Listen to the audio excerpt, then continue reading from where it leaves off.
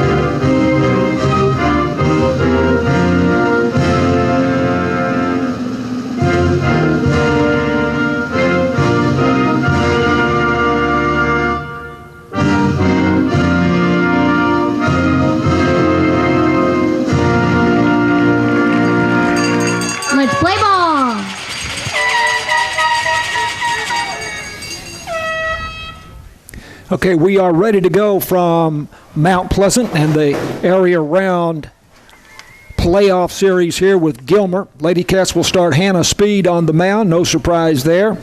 Hannah 13-0 with a 2.33 ERA, 102 the number of innings pitched, 102, 55 hits, 183 strikeouts in 102 innings pitched, and 60 walks. But the Lady Cats are the visiting team, and they will be batting first here, and they'll be looking at Alexis Kemp as the starter for Gilmer. And we do not have statistics on the Gilmer players. We'll give you the Lady Cats lineup quickly as best we can before Hannah Speed steps in. Hannah does lead off. The pitcher, Brayley Blevins, the first baseman, will bat second. Gracie Thompson, the third baseman, bats third. Baylor Boatman, the catcher, bats fourth. K.K. Montgomery in left field, batting fifth.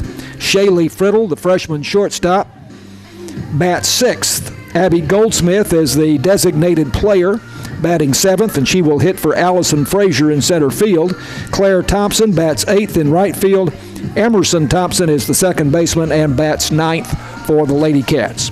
For Gilmer around the infield, Jana Rucker is the third baseman. Alex Warbeck is the shortstop. Lily Henson is the second baseman. Livy Brown is the first baseman.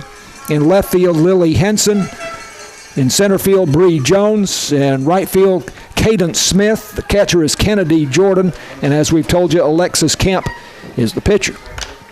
Tony Flippin, your thoughts? Well, the weather's not near like it was last night. Weather's not near like it was last night. We got a possible doubleheader. The Lady Cats need to take care of business. And the first pitch is strike to Hannah Speed.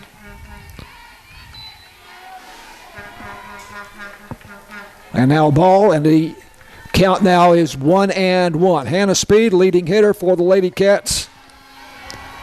Next pitch, she fouls it back into the net.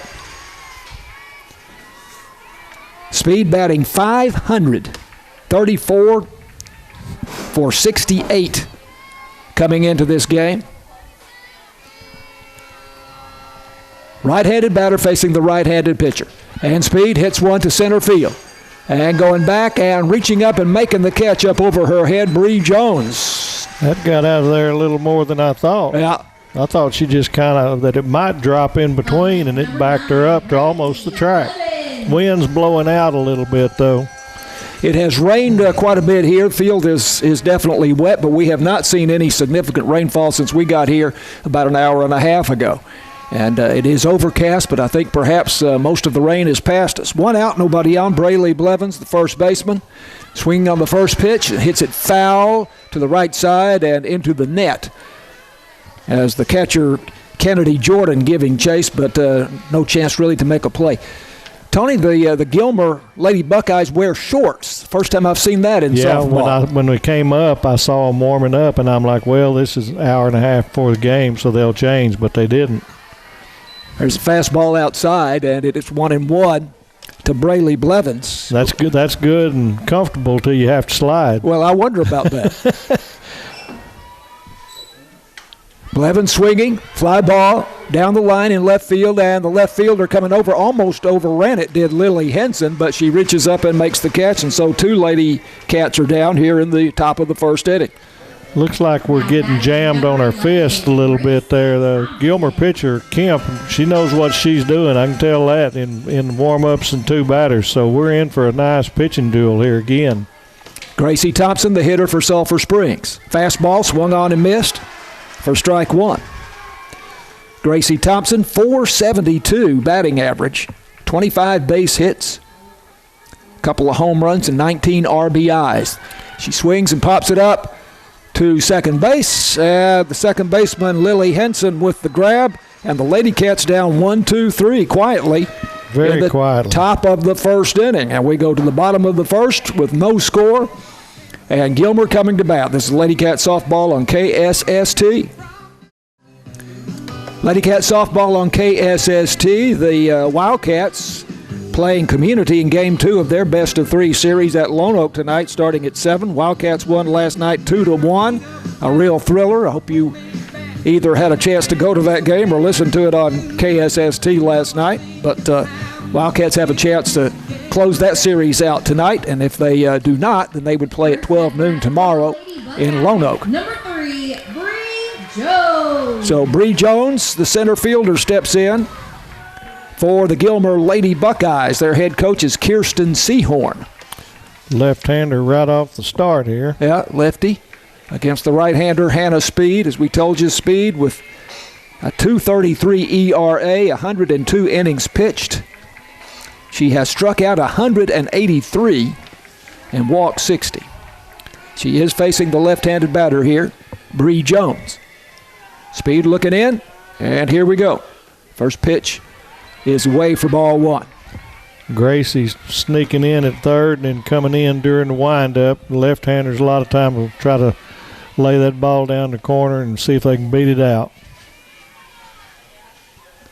1-0 pitch from Hannah Speed, the sophomore. Swung on and hit foul out of play to the left side, and the count goes to 1-1. Alexis Kemp, the pitcher, is on deck. Kennedy Jordan, the catcher, will bat third for Gilmer. They wear white uniforms. Their colors are orange and white, bright orange stockings. As we told you, a lot of the players, well, they are wearing shorts, but I see that Jones has some leggings underneath the shorts, and so it's not as apparent with our pitch foul back into the net, and it's 1-2. Of course, the Chicago White Sox tried that back in 1976. Didn't work out too well. Chicago White Sox have tried a lot of things They that didn't have. work out very well, like playing baseball. 1-2 the count. And the ball hit on one hop to shortstop, and it handcuffs Shaylee Friddle.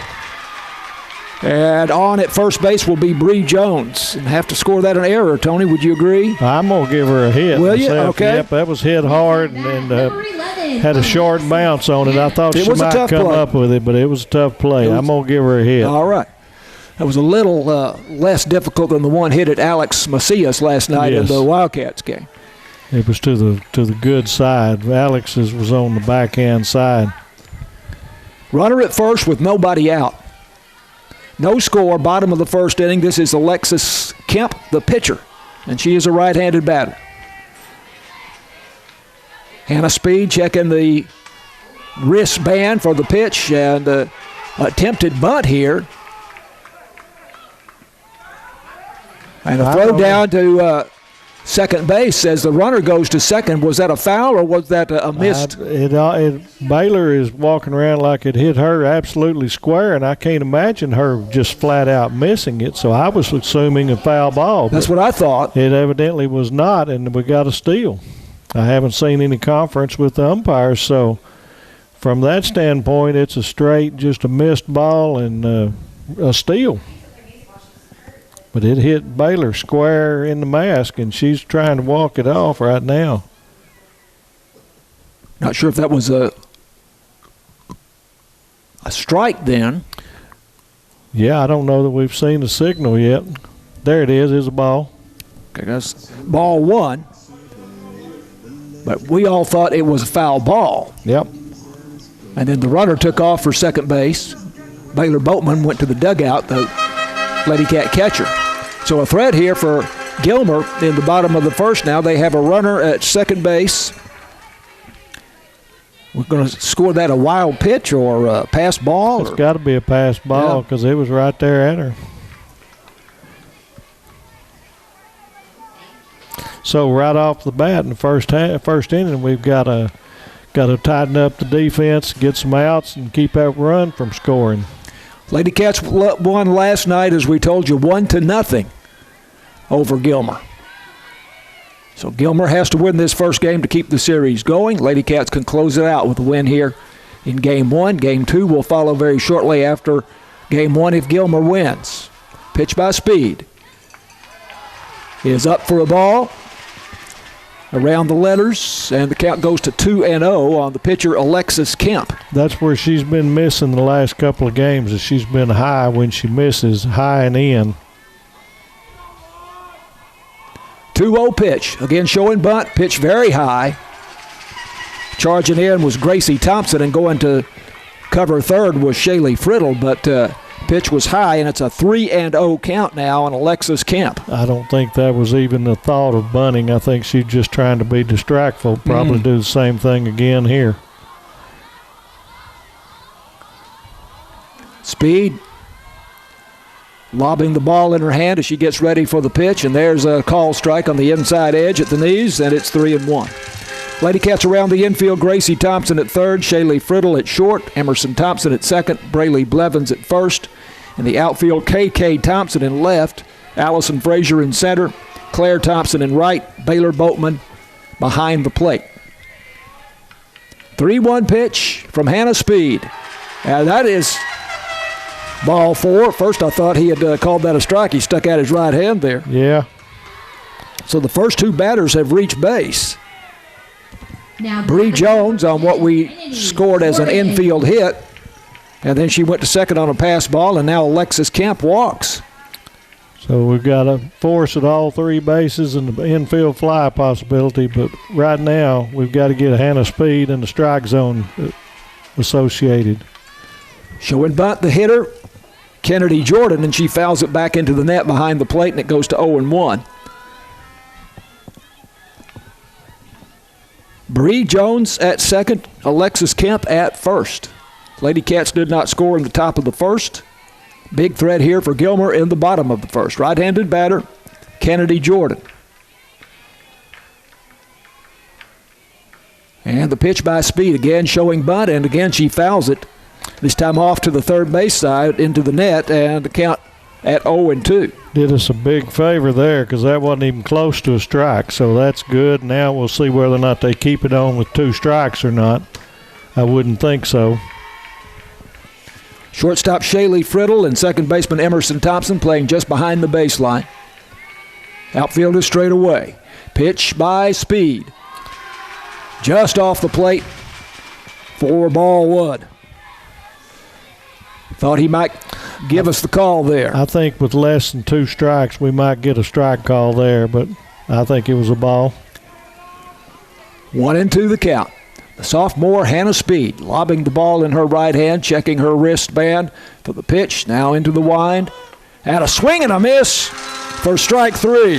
That's big right there. That's very big. First out of the inning. Keep all runners in the same Number spot. 13, Kara Williams.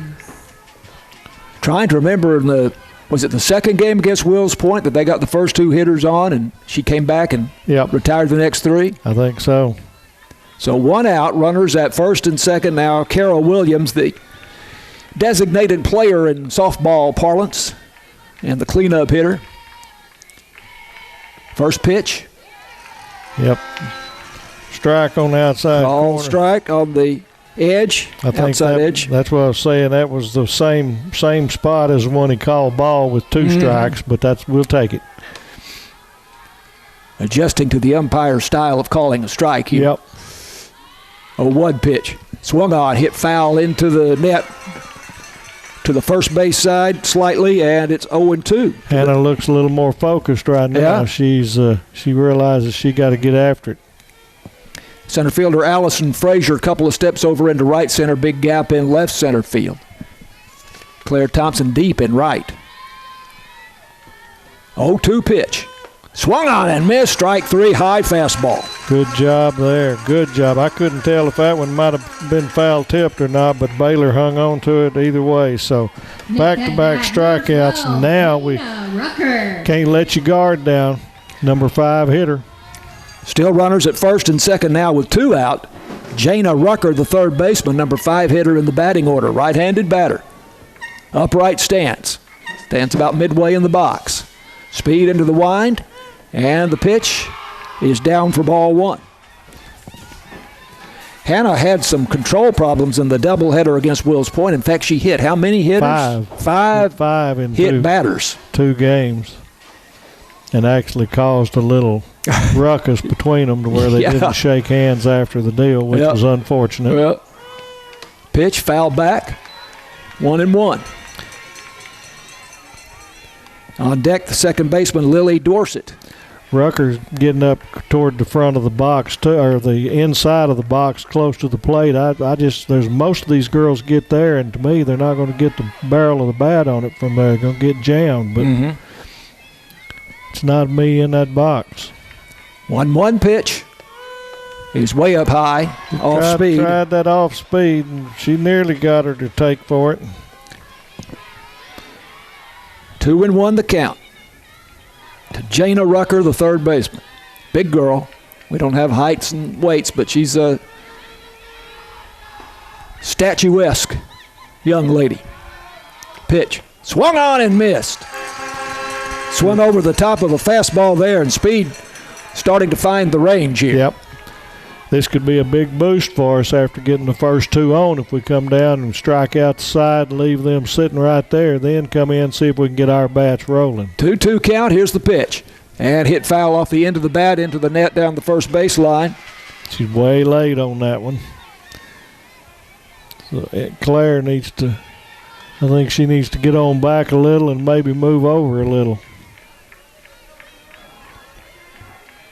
There's no dimensions on the fence, but it's probably around 200. Right. Swung on this 2-2 pitch. Hit foul and out of play as the third baseman, Gracie Thompson, drifted over there and in front of the Gilmer dugout, but had no play as it turned out. So count remains at 2-2. 2 out, runners at first and second. Hannah's locked in throwing strikes right now, so we need to get out of this one. She needs to bear down and see if she can get to this one.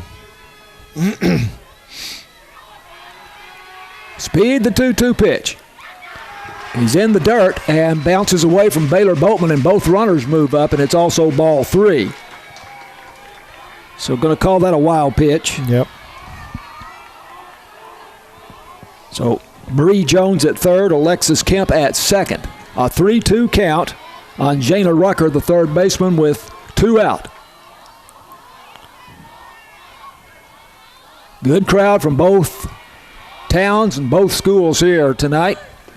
And there's a call. No, that is ball 4. Yeah, he puts his right hand out to kind of point to first base. We have to learn them, but he comes up, and he comes up quicker like that. So thought he would called third strike, but that was his indication for ball 4. So second walk and loads the bases. 2 outs. Lily Dorsett, the second baseman, steps in. Right-handed batter. Much smaller young lady than Rucker. So we've got to force any bag now, so hopefully the defense is well aware of that. Speed the pitch. Fastball for strike one at the belt. 0-1 the count. Bree Jones got an infield hit. Now at third, Alexis Kemp at second base walked, and Jana Rucker walked. We've had a pass ball and a wild pitch in there. Pitch is high, up around the shoulders. She nearly went for it. 1-1. Play on the artificial turf here, we probably wouldn't be playing. That's with all the rain we've had. That's a fact. This is a beautiful park here. Pine trees off in the distance on the horizon. Pitch by Speed. Swung on and missed on a high fastball. She's liking that high fastball and swinging under it. 1-2 the count to Lily Dorsett. This is the bottom of the first. Lady Cass did not score in the top of the first. Bases loaded with Lady Buckeyes and 2 out. 1-2 the count. Speed into the wind. And swung on and missed for strike 3. Struck out the side with a little interference in between. Wow.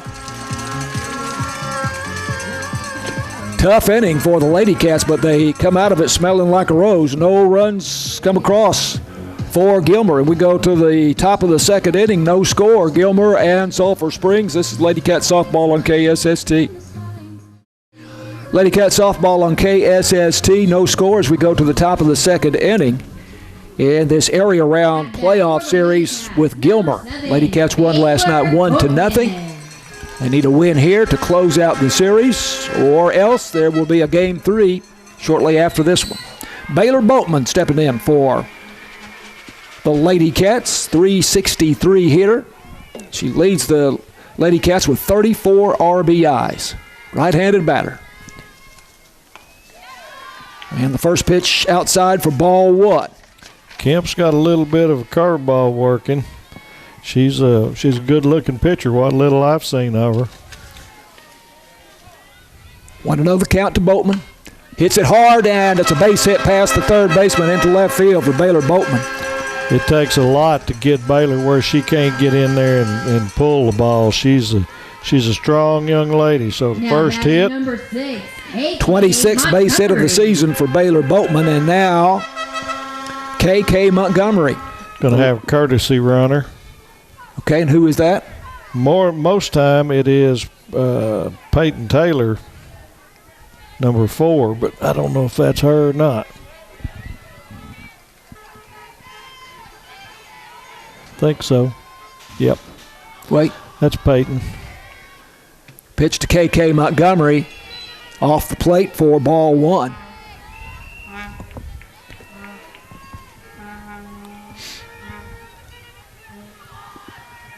Big gap in right center, and that's where KK hits a lot of balls over second. Swinging and foul into the net down the first baseline. Count at 1-1. Here's something that will surprise you, Tony. Okay. Guess who the leading scorer, or the Lady Cat who has scored the most runs, is? Well, I've got no idea. It is. I would tend to say KK since she's up. It is Peyton Taylor. Is it? Okay, so she gets credit for a lot. Right, because she's a pinch runner or courtesy runner so often. Yep. 2-1. She has 27 runs. Pitch is fouled back into the net on the first base side, and the count goes to 2-2 on KK Montgomery. 344 hitter with 22 base hits. She needs to have a breakout game. She hasn't had one of those 3-hit, score 3 or 4 runs. Pitch down and in, and the count goes to 3-2. Good job by the Gilmer catcher. She scooped that up and didn't let Taylor advance. Not a lot of room behind home plate here. There's a cushion back there, so we'll see how the ball bounces out. 3-2 pitch. Off the end of the bat, foul into the net down the first baseline. Montgomery walked 4 times in the second game against Wills Point last Friday night. Yep. Well, I'd like to see them keep pitching her outside because that's her wheelhouse. And the pitch. Again, she hits it foul. Was there an at-bat? I don't remember what game it was where she was up for an extended period of time and had 8 or 9 foul balls. Yep, right in a row. 3-2. Hit back to the pitcher and a chance to get the force at second base. Will they get KK Montgomery at first? Not likely. It was awful close. So Boatman goes out 1-6. And Montgomery beats out a fielder's choice at first base. It was close. It was very close. They First baseman was a little upset. I think if we had replay, we'd be up in the booth right now. So 1 out, runner at first. Shaylee Friddle, the shortstop, and the freshman, right-handed batter. Upright stance. Stands midway in the box, and the pitch from Alexis Kemp. There's a call strike. Yeah, that's that outside one that they won't call for a third strike. That was a little wide, but we live some more. 0-1 the count to Shaylee Friddle. Boy, she turns on that one. We've seen that how many times where she just... Every at-bat. She's got such quick hands. Maybe if she stepped away from the plate that's a little me. bit. I wanted to, because she's away a little bit more than a lot, but she could still be about 3 or 4 inches back. 0-2 the count now. Runner at first, 1 out. And pitch way outside and high. And it's 1-2. Friddle, a 400 hitter now. 28 base hits. She's the real deal. She's been carrying the Lady Cats some here lately. Need a big hit right here.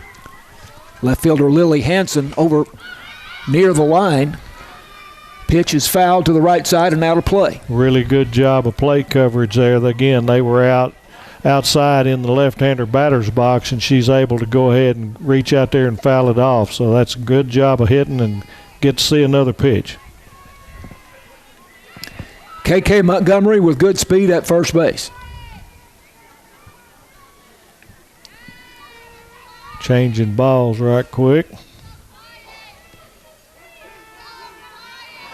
Wind is very light. Not much of a factor at all.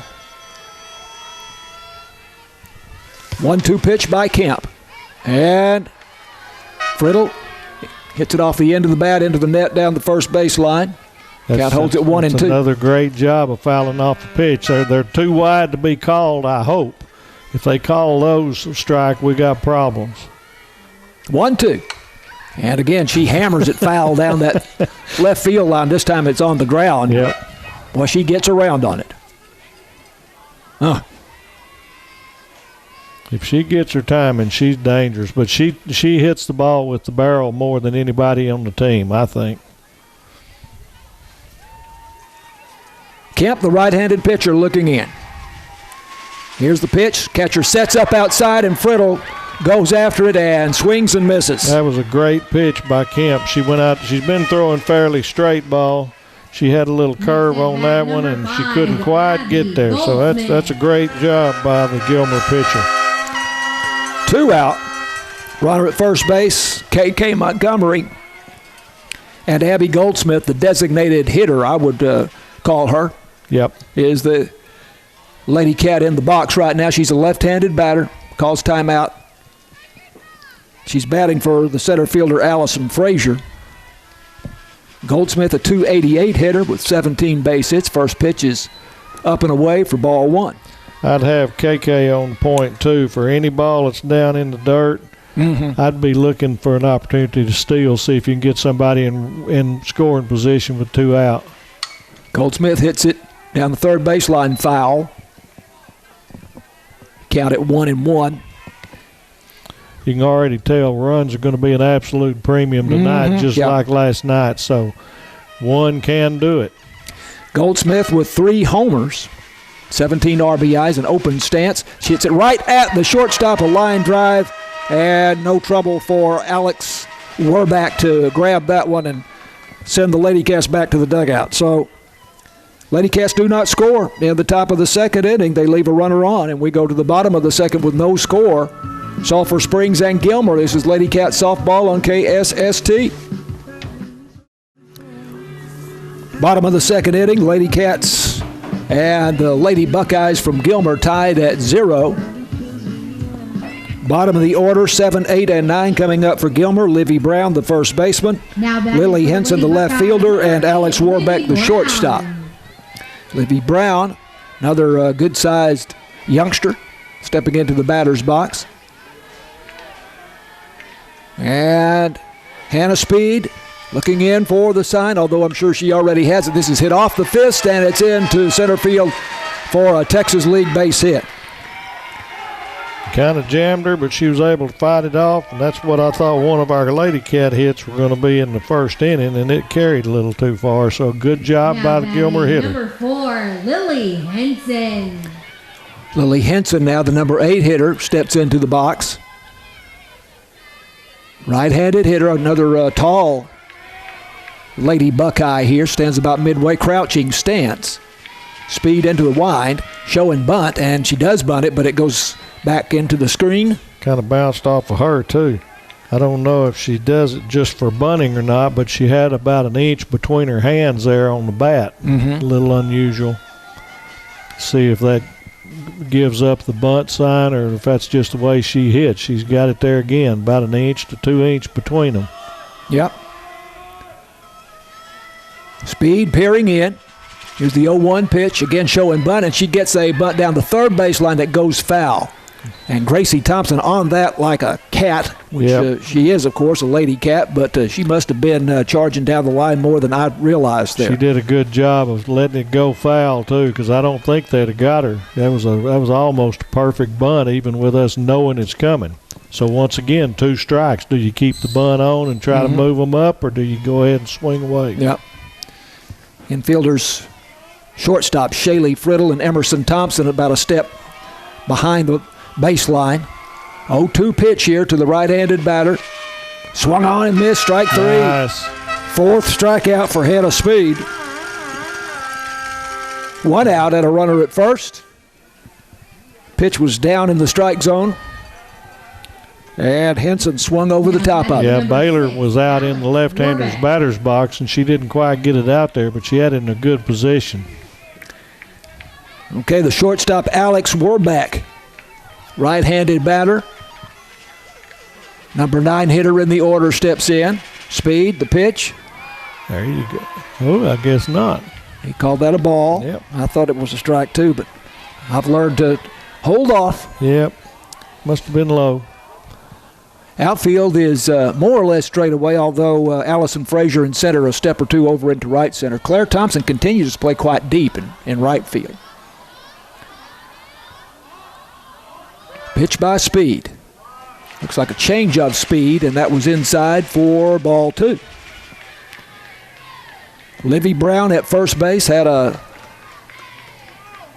single into center field. Soft line drive to start the inning. And then Lily Henson struck out. Pitch inside and gets away from Baylor Boatman, and going on down to second base is Livy Brown. Not sure what happened there. It's a 3-0 count now on the hitter. Yep. Whatever it is, it means you got a runner in scoring position. So, wild pitch or pass ball? I think that's going to be a wild pitch. It was down in the dirt, so to speak. Yep. 3-0 pitch from Hannah Speed. Again, the bunt is bluffed here, and the hitter Warbeck takes a strike. So 3-1. Runner in scoring position. Livy Brown at second base. Singled and reached second on the wild pitch. Now a 3-1 count on Alex Warbeck with 1 out. Gracie Thompson in about 10 steps at third base. And a pitch inside, and there's ball 4. And that is the 3rd walk allowed by Hannah Speed. Yep, that's going to come back to bite you if you keep going. She's got the strikeouts to match or actually 1 up on strikeout, but that puts an awful lot of pressure on her. So back to the top of the order. This is Bree Jones, the center fielder, with runners at first and second, and 1 out. Again, Gracie Thompson way in at third base. Left-handed batter. She bluffs the bunt, but takes a ball outside. Gilmer has had 5 base runners, Sulphur Springs just 2. Yeah, this is not starting out the best because he just got too much activity going on. Not a lot of hitting, but too much activity.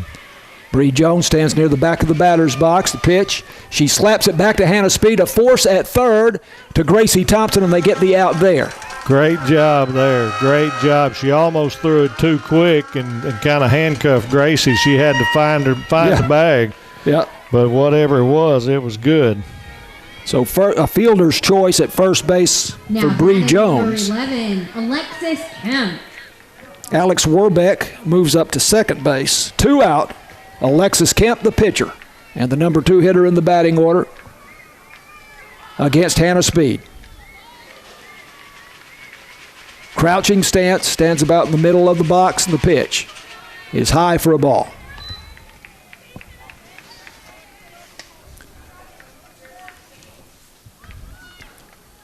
Alexis Kemp, a good-sized girl. They've got some. Yeah. They've got some nice-sized girls. Yeah, they do. Look like they can got some power. The pitch took something off of that one and missed low. So far, we're not getting any low pitches. Kemp walked in the first inning. Reached second base, but could get no farther as Hannah Speed ended up striking out the side in the first. 2 out here, runners at first and second. The pitch, there's a call strike. She's got to find that strike zone and work it around in there. We can't live with the 3-2 counts and walks for a full game. That's too much pressure for everybody. That was a fastball just above the knees. 2-1 the count. Number 2 hitter. Gracie Thompson back even with the bag at third. And this pitch is high, up around the letters for ball 3. 3-1 to Alexis Kemp. Number 3 hitter Kennedy Jordan. The catcher is on deck. No score in the game. Top of the second inning. Speed looking at her wrist for the pitch. At a swing and a miss. And a changeup. And it is 3-2 now to Alexis Kemp. Got in on her hands there, and she swung over the top. That was a really nice pitch. I'd like to see another one look just like it. That looked like a fairly weak swing. 3-2 count, 2 out, runners at first and second. Speed lobbing the ball in her right hand. Now steps off the rubber, picks up the rosin bag, as she often does. And she's ready again. Kemp waiting on the pitch. And a swing and a miss, strike 3. Wow. 5 strikeouts now for Speed. She strikes out 2 in the second inning. And again, Gilmer leaves runners on base here at first and second. They left the bases loaded in the top of the first. We go to the bottom of the second. Lady Cats nothing, Gilmer nothing. This is Lady Cats softball on KSST. Lady Cat softball on KSST, brought to you by BT Medical, City National Bank, Wesley House Assisted Living, Farm Country, Alliance Bank, and the University Interscholastic League. Thanks to J. Hodge Chevrolet for providing the black Equinox in which we made the trip this evening. Now with the top of the third, here's Tony Flippin. All right, number 9 hitter Claire Thompson's leading off, and she hits one kind of off the end of the bat, and shortstop's got it right over second base. So 1 pitch, 1 out. Barely got in here in time. So far, the Lady Cats are not making the Buckeyes work too hard, so we need to change that situation. And the top of the order with Hannah Speed is just the people that can start it. No score, top of 3. Here comes first pitch. She squares and tries to bunt for a hit and fouls it off. This is Emerson Thompson, and Emerson, a .339 hitter. Now batting is 15, Emerson Thompson. 20 base hits. 19 RBIs, 3 home runs, which you wouldn't expect from Emerson Thompson somehow, but she does it anyway. There's a swing and a miss. I had her as the designated player and not in there, so I'm sorry. But now we're at 0-2 count. They play her deep. Look at how deep the outfielders are. Well, on her. she's hit the ball. She hits the ball well. She's a total. That one almost hit the mascot. Way outside. 2-1 count. 1 out. Number 9 hitter. Kemp's got the signal. Here comes the pitch. Lining up outside. That's the outside I didn't think they'd do with third strike, but he sure did. Emerson kind of looking back over her shoulder at the home plate umpire. She walked back to the dugout there. And she should, Next at bat, number 1, Hannah Speed. So that takes us back to the top of the order with Hannah Speed. So 2 outs, nobody on. Lady Cats are still pretty quiet offensively. Here comes the first pitch, way outside, ball 1. Speed, the leading hitter for Sulphur Springs, a .500 batting average, 34 for 68, leads the team with 14 doubles. Kemp's got the signal. Here comes the 1-0 pitch, and it's up, ball 2. Hannah still crowds the plate a little bit, so she's susceptible in the middle, against the hands on the inside pitch. There's an outside pitch called strike 1, 2-1. We're going to have to learn that strike zone because that's 2 in a row he's called there. That's the same pitch, and it's ball 2 or ball 3. Might have been an inch or 2 more, but it wasn't far off. So 3-1. Outfield's very deep again yes, they here are. for Hannah Speed. There's a swing and a miss. They're staying outside on Hannah.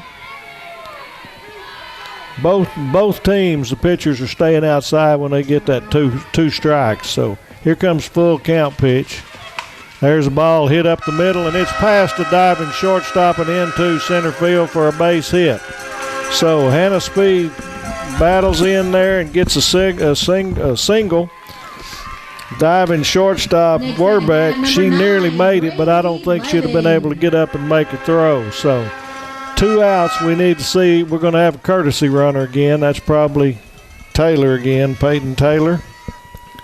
No, that's number 3. That's Presley Smith. Yeah, sometimes she is the. Yeah, Taylor went for Boatman. So 2 outs, runner at first. Braylee Blevins up. Here's the first pitch. Outside corner swung on and missed. They're living right now on that outside pitch, and I would too. Again, like you were saying, the outfield is pretty deep. Here comes the 1-0 pitch, or 0-1, and it's swung on and missed. It's 0-2. And they're really lining up on that outside pitch. The Lady Cats got to get tough with that. Blevins a .302 hitter with 16 base hits. Here's a pitch outside and down, ball 1.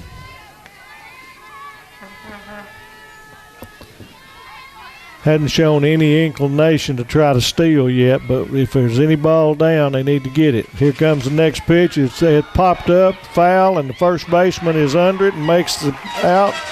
The catch, that's going to be an F3 for the 3rd out of the inning, and once again, pretty meek offensive showing so far. So no runs, 1 hit, no errors, 1 left on at the going to the bottom of 3, no score. And this is Lady Cat softball on KSST. Bottom of the 3rd with no score. Lady Cats and the Gilmer Lady Buckeyes. And here's Tony Flippin. All right, in my mind, we're pretty fortunate to be sitting at 0-0 going into the bottom of the 3rd. We have not put much pressure on, but they're going to start out with Kennedy Jordan, the catcher. Here comes Hannah's first pitch, and it's up and in for ball 1. Gilmer has had base runners and put pressure on us so far both innings. We'll see if Hannah can come back to her dominance. She's got 4 strikeouts, so she's doing good when she gets on line, but allowed too much chatter. There's the next pitch. Ball hit hard to center field. They're going back, and it's to the wall off of it. There comes a throw to second. She slid in under it. So Allison Frazier couldn't get to it. She almost made a good throw in there, but there again, once again, Leadoff hitter has got a double. So Next at bat, already we number got something 13, in scoring Kara position. Williams. That was a pretty well hit ball. I was afraid it might go a little deeper than what it did. Yeah. It hit the warning track and one hopped the wall. Yeah. So now we come up with the number 4 hitter, Kara Williams, the designated hitter. Hannah's looking in, got the sign. First pitch is a bunt. It popped up, and Hannah's got it for the first out. So I really didn't expect the bunt from the cleanup hitter, but we'll take it. So pop out for the first out right there, and that's going to bring up Jana Rucker, the third Stepping baseman. up to the plate, number Kennedy 12, Jordan Jana Rucker. alertly getting back to second base there. Yeah. Hannah turned around to look at see if she could double her off, but I'm glad she hung on to the ball myself. We just don't need to throw the ball around. as opposed to letting it drop and maybe attempting a double play. Yep. Well, couldn't have got a double Right, because play of out of it. infield fly. But I just didn't even want her to come. Here comes first pitch, swung on and missed, took a little off. That's a way to start out your at-bat. Get on top where they're worrying about you. Gracie Thompson in about 12 feet at third base. Speed's got the signal. She's getting her grip. Here comes the 1-0-1 pitch. There's a ball. One hop. They've got her held off. She held on to it too much and let the runner get to first base, so she didn't get an out. She had a good intention of moving her back, but you got to go ahead and get your out. So that's a fielder's choice for Rucker. She gets to first. Speed turned around and tried to catch Kennedy Jordan off at second base and had a chance there, but maybe hesitated just a moment. Hesitated a little bit and then went ahead and threw. If she'd have jumped around and thrown to first, she would have had plenty of time to get her. But the reality is we got, once again, first and second. Here's the first pitch. Inside. Nope, got the inside corner. So he gave me one back there. I thought that one was inside. He gave us a strike. So Jordan's kind of taunting the Lady Cats out there as the runner at second base. She takes some big secondary leads, or you can't do that exactly in softball, but once the pitch is made, she will sprint down the line a little bit, and I think she tried to put some pressure on them. And that's the thing. Don't get sucked into it. You got one out. Don't give a run away. Here comes the 0-1 pitch. Up high. 1-1. Yeah, she is taking quite the liberty, but I'm too conservative. I don't want to on a scoreless game. You sure don't want to have a bad throw right there and give a run. Hannah's getting the signal, getting her grip. 2 runners on. Here's the 1-1 pitch, and it hit her on the elbow. So or did it hit the bat? She's staying put. Yeah, so if it hit the bat, good. We got just an extra strike there. So thank you. Wow. So that's going to make it 1-2 by my count. So a big break right there. Yeah, I thought it sure looked like it hit her on the bicep. I thought it was up on the shoulder. So a good break for the Lady Cats. Let's see if we can take advantage and get that strikeout. 1-2. Here comes the pitch. We're leaning outside too far. 2-2. Jordan again running about 20 feet down the line toward third base after the pitch. She looks like she could take off to third if you try to throw it to her too. So here we go with a 2-2 pitch. There, it looks good. Let's see. Must have been. No, he came up with it. I thought that looked pretty good. Late call. Strike 3, a little dramatic, but that's okay if it works in our favor. So big pitch for Hannah right there. 2 out. So 2 outs, 2 on. Let's see if we can bear down on Libby Brown, the first baseman. Swung on and missed, took a little off for an 0-1 pitch.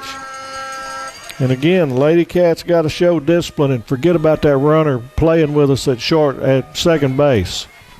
Worry about that batter. Here comes the 0-1 pitch.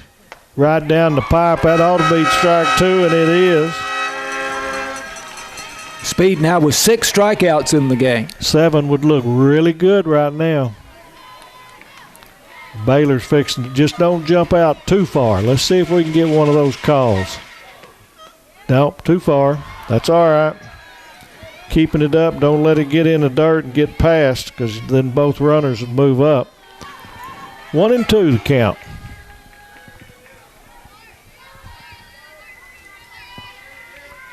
Speed's got the signal. She's bearing down in there. Now she kind of relaxes a little. Maybe a change of the pitch, so she's going to the rosin bag. Reset.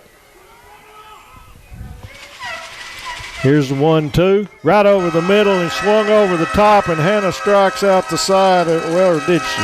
She got 2. She got 2, but that's a great job of coming back, getting 2 on, and closing the door. So that was badly needed. So no runs, 1 hit, no errors, and 2 left on, and we go to the top of the 4th. Still no score. Hannah got the other put out on a pop-up as the hitter tried to get down a button. Hannah took the pop for that out. So we go to the bottom of the 3rd, or we go to the top of the 4th. Top of 4. Sulphur Springs is the visitors here, and no score between the Lady Cats and the Lady Buckeyes. It's Lady Cat softball on KSST. Lady Cat softball, the winner of this game plays the winner of the Lake Dallas Godley series. Godley ranked 10th in the state, but Lake Dallas won the first game yesterday 1-0.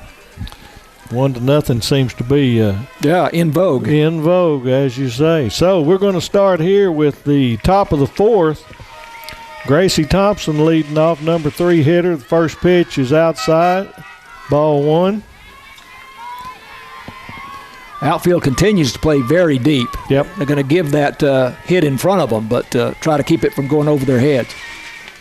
There's a ball on the outside and swung on right off the end of the bat, 1-1. Gracie Thompson, a .472 hitter for the Lady Cats.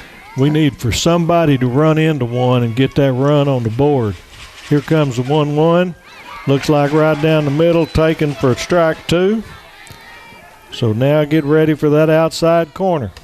Gracie, the number 2 hitter on the team, 25 base hits. Curve ball outside, 2-2.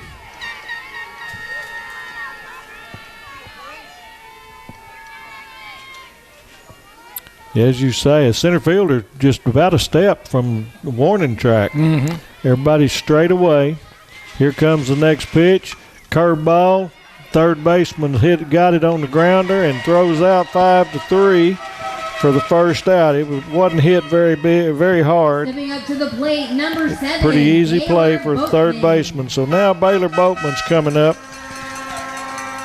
She was out pitcher 1-6. She got a single. She got a single, then got forced out or something. They got a stare off going.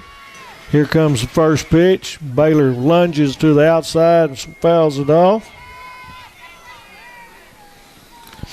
If she'll stay close, I think she's doing us a favor throwing it outside because of how we crowd the plate. But it depends on where that edge is on swinging strike or a call. Next pitch is outside with a curveball. Got 1-1. Both of these pitchers pitched last night. Hannah Speed for the Lady Cats and Alexis Kemp for Gilmer in that 1-0 Lady Cat win. I bet they'll pitch if we have a third game too. Next pitch is outside, 2-1. Again, the softball motion, you get winded every once in a while, but it's not going to hurt your shoulder like throwing it overhand. Mm-hmm. So a little timeout for a second. Carrillo's talking to Baylor, trying to give her a little bit of advice. Head coach David Carrillo in the third base coaching box in his 12th year at the helm of the Lady Cats. He has given direction, so let's see if he and Baylor can turn this into a base hit. 2-1 the count. Here comes the pitch. There's a ball hit in the air, but it was off the end of the bat, and now the second baseman's got that one. So just a little bit soft there. So 2 up, 2 down. That brings KK Montgomery to the plate. Batting number 6, KK Montgomery. Kemp has been tough. I don't think we've seen a tougher pitcher this season. Well, All I can say is it's a good thing this isn't like football where penetrations win the game. There's the first pitch on the outside corner and a strike for one, because Gilmer has left, I think they've left 3, 5, 7 runners on base, and we've left 2. So a whole lot more action on the Gilmer base path. Next pitch took some off. That's an outstanding pitch, and so KK's in a hole 0-2. So she's got to buckle down, but again, she likes that outside pitch. She just got to make sure she swings at it if it's out there. There's another soft one, and she kind of pulls at the third, foul. She was fooled on the pitch, but was able to get the bat thrown at it. So 0-2, 2 outs. Once again, the Wildcat offense resembling our Texas Rangers right now. We don't need that. There's one way outside for ball 1. And the catcher, Kennedy Jordan, set up outside. Oh, yeah, they're automatically setting up. Boatman's doing the same. They're just going too far to get them to swing. Way outside. Yep, and she went for it, had a little bend on it, so a swinging strike 3, wow. And there we go, 3 up, 3 down. So once again for the Lady Cats, no runs, no hits, no errors, nobody left on base, 1 strikeout. So going to the bottom of the 4th, no score. The catcher, Kennedy Jordan, sitting up behind the left-handed batter's box there. Yep. And KK Montgomery couldn't hold back. So we go to the bottom of the 4th inning, no score. The Lady Cats and the Lady Buckeyes. This is Lady Cat softball on KSST. Lady Cat softball on KSST. And we are going to the bottom of the 4th inning here. We are halfway through this game. Presumably, no score. Lady Cats and the Gilmer Lady Buckeyes, who have left 7 runners on base here in the first 3 innings. Lower part of the batting order coming up here to face Hannah Speed. So Lily Henson's leading off, the left fielder who struck out her only time so far. She's the one that has a little gap between her hands, and here's the first pitch, and it hits her. So right off the bat, a base runner. I could not tell that it hit her. Yeah, hit her in the hip. In the hip, I see. Yep. And that's been a problem for Hannah lately is, again, like you say, she hit 5 in that Wills Point doubleheader, but she's had a little bit of a control problem lately. So, number 9 hitter, Alex Werbeck, the shortstop. I figure we're going to have an attempted bunt because they've offered for small ball, and she squared around but didn't take ball 1, or didn't go for it, so ball 1. Gracie Thompson almost halfway down the line, the third baseman for Sulphur Springs. But Gilmer has shown propensity that if they get an opportunity, they're going to play small ball, and especially in a game like this, that's what you got to do. Hannah's got her sign. Here comes the 1-0 pitch. Square again. There's a foul tip and throw down to first. Didn't get her, but it was a good play by Boatman. So we got a 1-1. Hannah has risen to the occasion. Yep. In every inning. Every inning, but that's a lot of pressure. So the shortstop gets back in the box. Hannah's got her sign. We got a 1-1 count. Here comes the next pitch. Squares again, hits it, and Hannah dives and gets it and makes the play at first. That's a great play because if that gets by her, that's a base hit. So really nice. 1-3 put out for the first out, even though the sacrifice, that goes in as a sacrifice. I guess it does, doesn't it? Because it moved it. But I don't know if she intended to hit it that hard, but I guarantee you if she doesn't make the dive and catch, that's 2 on with no outs. You won't see a better fielding play by a pitcher. Yeah. So here comes the number 9, or the top of the order. First pitch, and she squares to bunt, and the runner takes off because of the defensive movement because of the square. So that's a good play by Gilmer. Got a runner at third. Nobody out. Ball 1 to the leadoff hitter, Bria Jones. Here comes the next pitch. Swung on and missed. 1-1. So a whole lot of pressure on Hannah and the Wildcat defense, and the second and short are playing back, so I guess they're going to concede a run. Here comes the next pitch. She runs up on a bunt, but it's a little bit outside, so we got 2-1. I think I would be in that baseline trying to cut that run off myself, but Hannah Speed has struck out a batter to end every inning so far with runners on base. And she struck out 2 to end the 3rd inning. we need that right there to end the 4th inning. So 2 balls, 1 strike. Runner at 3rd. Here's the bunt right out in front. Baylor let it go, and they called it foul, and I think we got a break right there because I thought it was sitting there. It wasn't out of the batter's box, but it was and this is a question, and after all the years of umpiring, if it doesn't get out of the batter's box, can it be fair? And I say yes.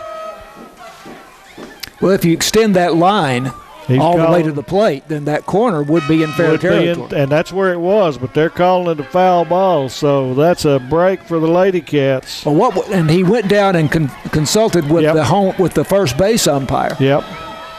But very rarely are you going to see anybody overrule. So the batter not having run, what would you do if he changed the call? Well, they would give her first. Would they? Yeah. So we got a 2-2 count, big pitch here. Swung on and missed, and Hannah was there for the taking.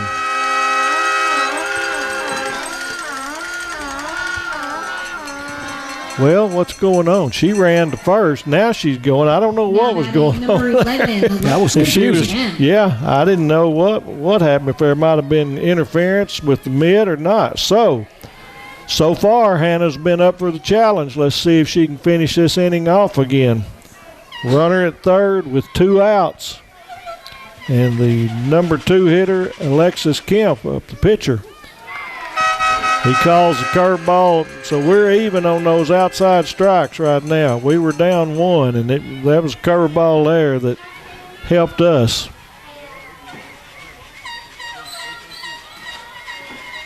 Bottom of 4, scoreless game. Hannah's wanting to roll the signals again. Gilmer's done some good base running, small ball, and then a stolen base. But so far, the Lady Cats have kept them off the plate. Here comes the 1-0-1 pitch, swung on and missed, strike 2. That was that high strike, and nobody has gotten to that high strike yet. If she can control that, that's where I'd stay, either there or on their hands. So, let's see if we can get out of this. Like you said, she's struck out to end the inning. This sure would be a good one. Foul tip, and Boatman hang on for a strikeout, and she did it again. Great job by Hannah and Boatman there. That'll go kind of unnoticed, but Baylor went up there and got it. So, runner left at 3rd, no runs. Did she get on with a hit? No, she was hit by a pitch. So no runs, no hits, no errors, and 1 left on. And we go to the top of the 5th inning, still scoreless, too precarious for me. 4 innings in a row, Hannah Speed has struck out a batter with runners on base and in scoring position. So, 3, 6, that's 7 strikeouts. I'll count that between innings and check again. That's what I got. No score as we go to the top of the 5th inning, and this is Lady Cat softball on KSST. Shaylee Friddle at bat, the Lady Cat shortstop, as we start the top of the 5th inning. She fouled the first pitch off down the 3rd baseline, so it's 0-1. Here's the next pitch. It's outside for ball 1. 1-1 the count. Abby Goldsmith, the designated hitter, is on deck. Claire Thompson, the right fielder, will bat 3rd. 6, 7, and 8 in the batting order. Next pitch from Alexis Kemp is away and down at the knees for ball 2. 2-1 the count to Shaylee Friddle, Lady Cat shortstop. Right-handed batter, upright stance, and she gets the end of the bat on it, hits it foul down the first baseline. Count at 2-2. She's done a good job in her only at bat being able to catch that outside pitch, but she better be ready because she's going to see a steady diet of it for the rest of this at bat. Lady Cats have only had 3 base runners. Catcher sets up outside, and he does not give her that outside call there. So it goes to 3-2. He's acted like he was low. That ball was outside, but I'm afraid if it had been up, he'd have rung her up. 3-2 pitch. And hit to right center field, falling, but the center fielder, Bree Jones, going to her left, makes a running catch for the putout. Good job. She hit it too hard. Didn't quite get it in the gap. It'll go in the opposite way. 1 out, nobody on. Abby Goldsmith, Now Lady batting Cat, number 5. designated Abby hitter, Goldsmith. left-handed batter stepping in now. Goldsmith with some pop in her bat. She has 3 homers.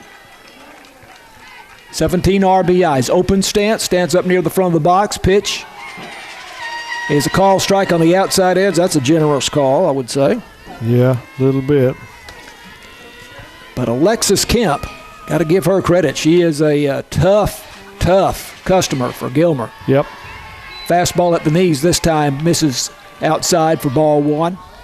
1-1 the count.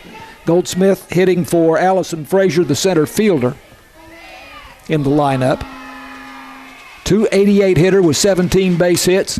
Swinging and a pop up to the left side, and the shortstop misses the catch. Fair ball. Fair ball. I thought it was foul. No, they signaled fair right off the bat. She must have touched it. I guess she touched it in fair with her ground. glove. Yeah, she touched it, so that's going to go as a base hit for Goldsmith. Goldsmith off the end of the bat down the left field line, going the opposite way, just barely in fair territory. Yep. And apparently the left fielder, Lily Henson, touched it in fair territory, and then it fell into foul territory. Yep, and the coach is talking, and it has nothing to do with where the player is. It's where the ball is when it's touched, and I think he got this right. And once again, they're going to confer at the behest of the Gilmer coach, but this won't get turned over, I don't believe. I'd be very surprised. We have 4 umpires in this crew. Staying at first, and I think that's the right call. She was really hustling, and she touched it, and yeah, it fell in foul territory, but that has nothing to do with it. So let's see if we can take advantage of this break. Third base hit by the Lady Cats. And now Claire Thompson, the hitter for Sulphur Springs, with 5 homers.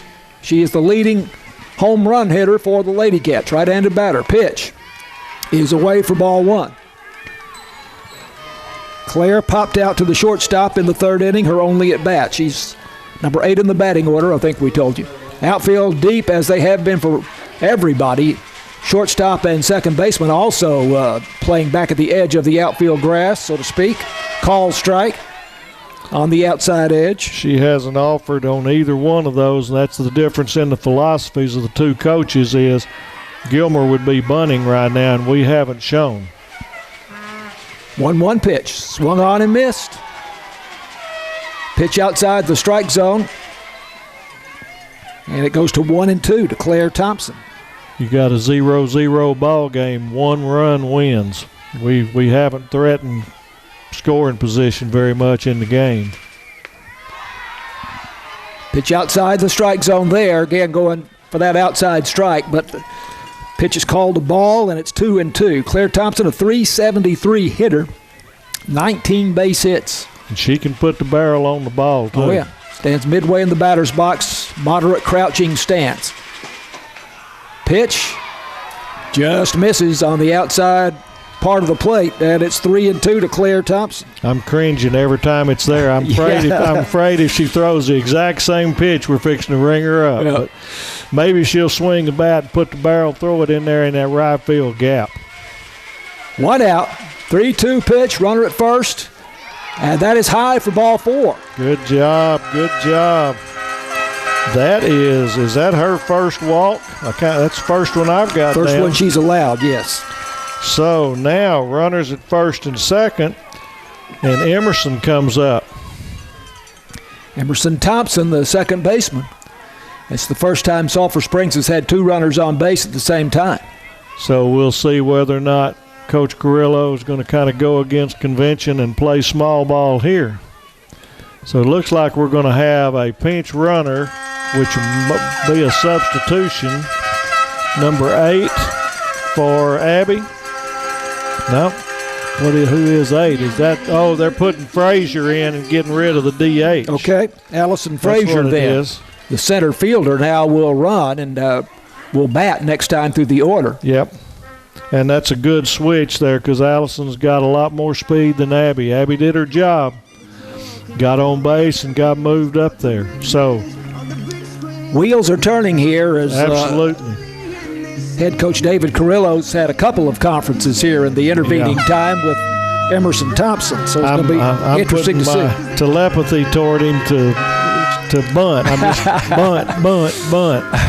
And everybody's been bunting toward third. I'd bunt at first base. Yeah, oh sure. With Emerson's speed, if she gets the ball anywhere that the pitcher can't be, you got bases loaded and no outs. So this is the ideal time for the Lady Cats to break that scoreboard, and this late in the ball game, that could mean the series and advancement. Top of the 5th inning. Emerson Thompson is the hitter. .339 hitter with 20 base hits. She has 3 home runs, and here comes the third baseman charging in. And foul tip on the bunt. She did square and fouled it off.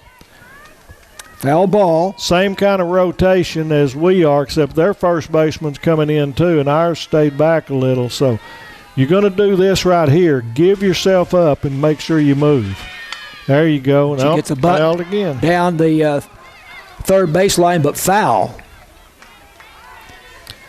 So 0-2. Now, do you continue to try to get a bunt down? I do in this position right here. I'm going to sacrifice her with another bunt because they're probably going to step back a step or two. But you just got to make sure it's fair. But can she get it down? I think she can. 0-2 count. Pitch. And she does not show bunt that time, and it's a pitch outside for ball 1. Thompson, great speed. Yes. I would put the bunt back on. Jana Rucker, the third baseman, not charging in, and a swing and a miss. Strike 3 on a changeup. It's the 4th strikeout for Alexis Kemp. And now the top of the order, Hannah Speed and the top hitter of the Lady Cat Ball Club. Of course, the pitcher, with runners at first and second and 2 out. Speed stands up near the front of the box. Crouching stance. Catcher sets up outside, and that pitch is way outside for ball 1. Best opportunity the Lady Cats have had all night. We sure need to capitalize this late in the ball game. Allison Frazier at second. Claire Thompson walked and is at first. Foul ball straight back for 1-1 count. Outfield is deep and pretty much straight away. The center fielder, Bree Jones, maybe a step or two over into right center. Pretty good gap in left center field. Pitch just misses on the outside edge of the plate, and it goes to 2-1 on Hannah Speed. She is a .500 hitter. 34 for 68. Leads the team with 14 doubles, 3 home runs. Pitch away for a ball. They may be being quite cautious here with her, Tony. I don't think they are. We've been going for that, so we still got to stay disciplined. They're not going to give up a runner. Right, and load the bases. Yeah. And a swing and a miss at a fastball. 3-2. So now, do they stay right there? She's come inside once to get a strikeout, but I'd sure be looking at that outside again. 2 out, 3-2 pitch. Right Speed there. hits it back up the middle, but the shortstop going to her left makes a nice play and gets the force on the runner, Claire Thompson, at second base. And that looked like a hit off the bat, Tony. Yeah, she hit it hard, and she just needed it about 3 or 4 feet more up the middle. So nice play by Alex Warbeck, the shortstop, going to her left. And did she step on the bag or did she toss to the second? She stepped. That's what I that thought. was 6 unassisted. Force out at second to get Claire Thompson. So the Lady Cats do not score. They leave 2 on base, and we go to the top of the 6th. Bottom of 5. Bottom of 5. I can't get used to Sulphur Springs as the visiting team. Bottom of the 5th inning. No score. Lady Cats and the Lady Buckeyes from Gilmer. This is Lady Cat softball on KSST. Bottom of the fifth it is. Number 3, 4, and 5 in the batting order for Gilmer. Kennedy Jordan, Kara Williams, and Jana Rucker coming up to face Hannah Speed, who has struck out 9 Lady Buckeyes. And the first pitch to Jordan fouled out of play down the first baseline. Jordan struck out in the first and hit a double to left center field to lead off the third, but was stranded at second. Hannah's coming into her own lately. Let's see if she can finish this game out. She struggled with a lot of activity early in the game. Right-hander against right-hander. Change-up. And a swing and a miss. She might have swung twice on that one. I don't think we've had a 3-up, 3-down inning. This would look awfully good right now because we've got a little bit of momentum on the offensive side. 0-2 pitch from Hannah Speed. Way up and way outside. Baylor Boatman has to fling her mitt up across her body to bring it down. 1-2.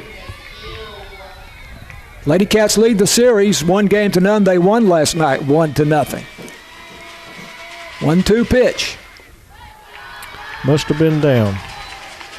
Boatman set up outside, but the pitch came in over the plate. I'm not sure if that was by design or not. I don't think so. I think she missed her spot and just a little bit down. 2-2 the count. And again, both pitchers, when you get 2 strikes, you're pretty well getting that outside pitch.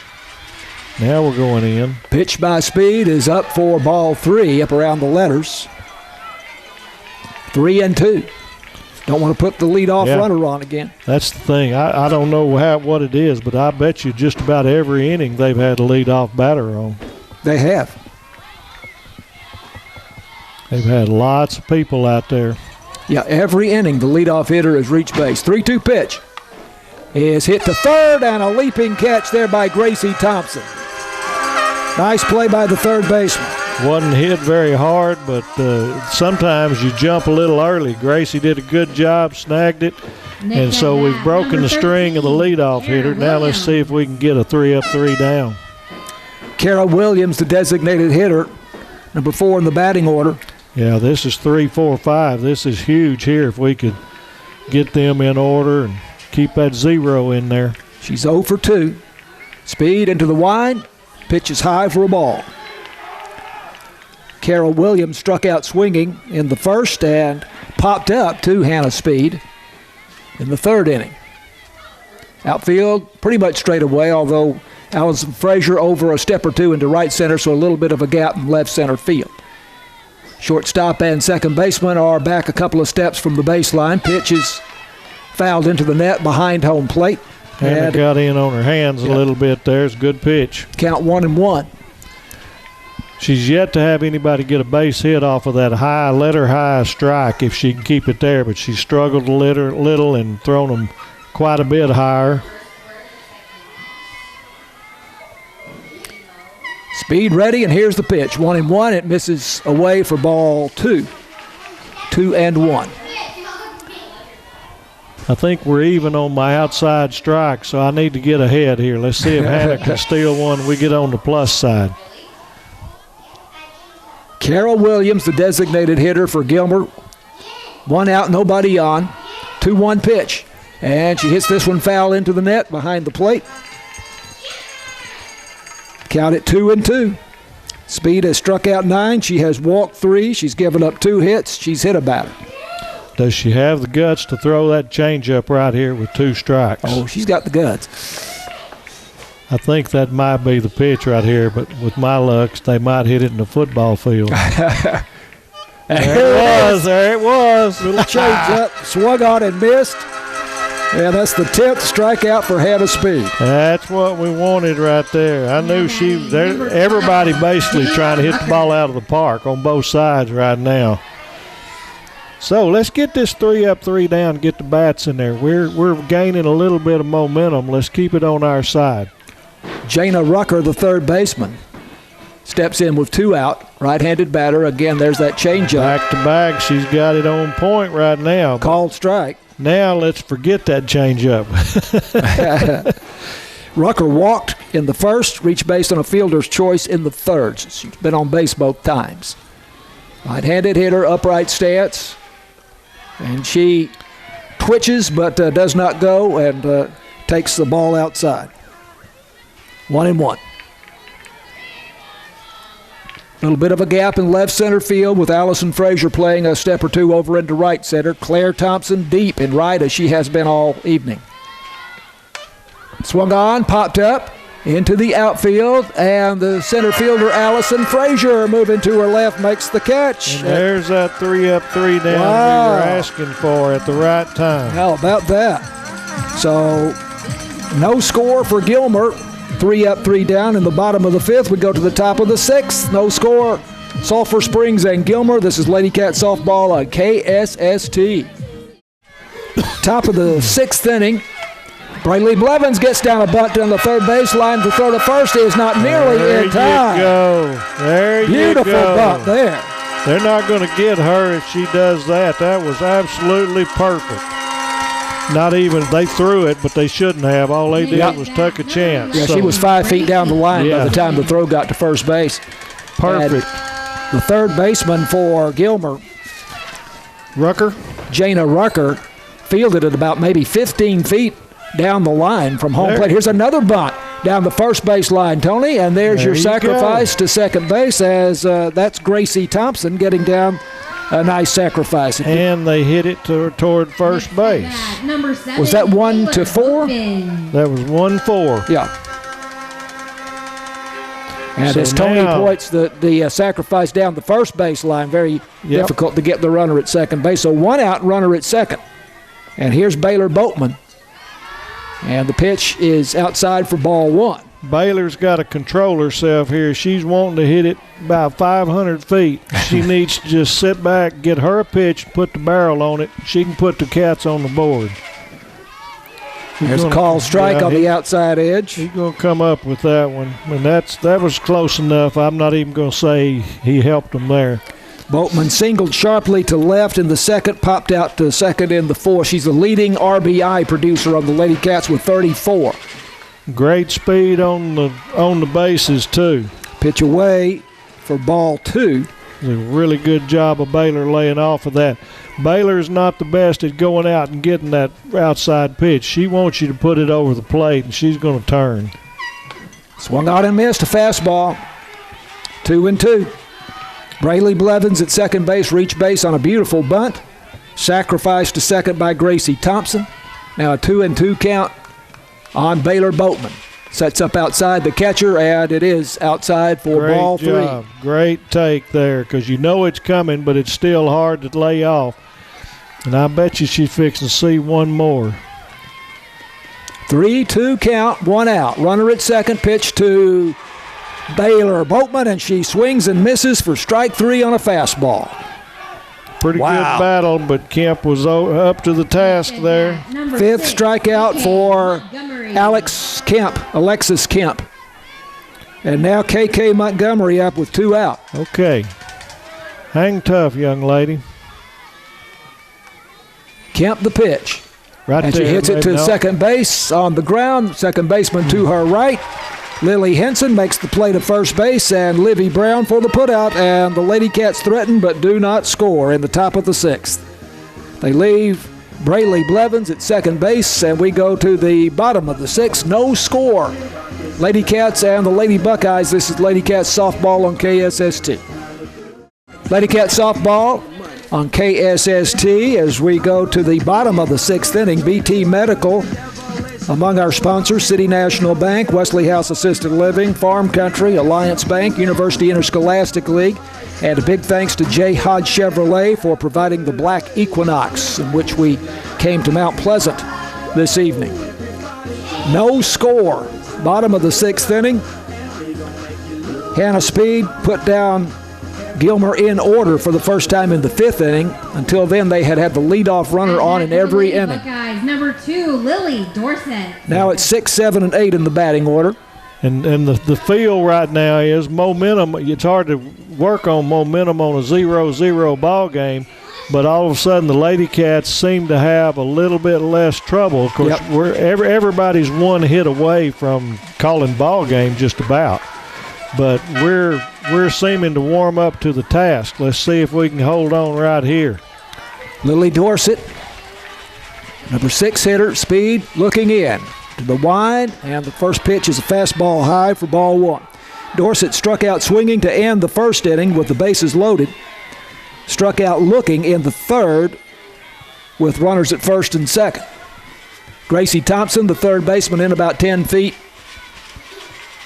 and just about 2 steps inside the line. Steps out does Lily Dorsett. Speed adjusting her mask, going to the rosin bag as she likes to do. Center field Frazier is just at the top of their Tiger out there, so she's quite a bit in. Here's the 1-0 pitch, swinging and fouling it into the net to the first base side. And the count goes to 1-1. Speed has struck out 10. She has walked 3, given up a couple of hits. She has hit a batter. Really nice crowd, both cities here tonight. This is quality softball, and it's being appreciated by all these fans. Good turnout. 1-1 pitch by the sophomore Hannah Speed. Swung on, hit to center field. The third baseman, shortstop, Friddle, going out to make the play. That was a nice play because it was over her left shoulder a little bit, and she kind of struggled, but she won the battle, and that's all that matters. And center fielder Frazier was trying to come in, but she wouldn't have gotten there. Pop up into short center field, and Shaylee Friddle going to her left. Yeah, she's right about where she is now, which is just a step or two toward the hole at third, and she had a long way to go, and I think she kind of curved it a little. But the big deal is the ball found the glove for first out. That's 2 times in a row with no leadoff hitter. Speed now has put down 6 batters in a row. Swinging on the first pitch is Livy Brown, and she fouls it over the roof here. And it's 0-1. Brown singled in the second. Reached second base on a wild pitch. And was forced out at third, then struck out swinging to end the third inning. And the pitch is down for a ball, gets away from Baylor Boatman, but no matter because there is no runner on base.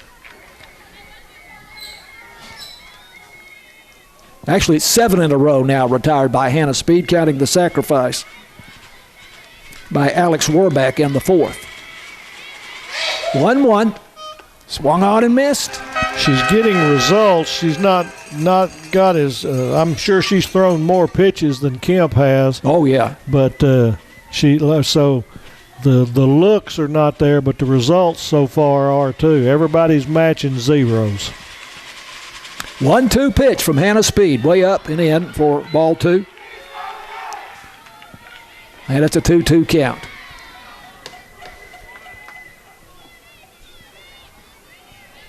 Frazier over a couple of steps into right center field as she normally is, with a bit of a gap there in left center.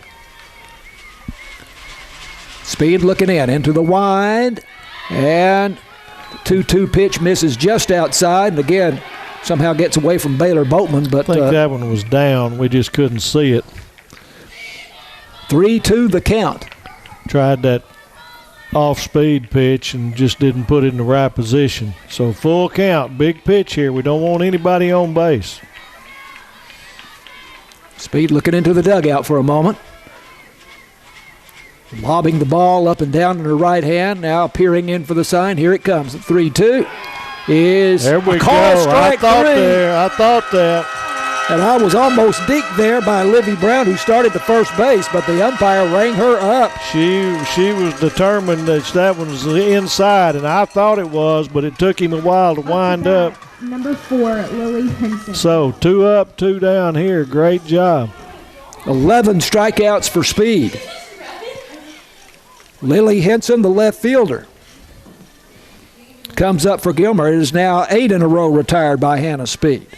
This game is looking for somebody on one side to run into one and put it over the fence, and this ball game's going to get won. And I sure hope they're wearing a black jersey. Lady Cats in their black uniforms with royal blue numbers outlined in gold tonight. First pitch by Speed, either low or outside. Tony, not sure. Had to be down on that one. That's the thing. Kemp has kept the ball from in the knee to the letters very well, working in and out. Hannah's been kind of all over the place, which may keep them guessing. 1-0 pitch. Handcuffed her, but she swings and misses at a pitch inside. She's not going to hit that one anytime today. I think I would remember that pitch if I'm Hannah Speed. Henson struck out in the second, reached base, hit by a pitch in the fourth, and ended up at third base after she stole third. Looked like Baylor was moving in on that inside corner a little. That's where I'd like to see her. Hannah Speed hesitated a moment there. Here's the 1-1. Swung out and missed. Fastball at about the waist. 1-2. She's not swinging with much emotion there, is Henson, so we need to quit messing with her.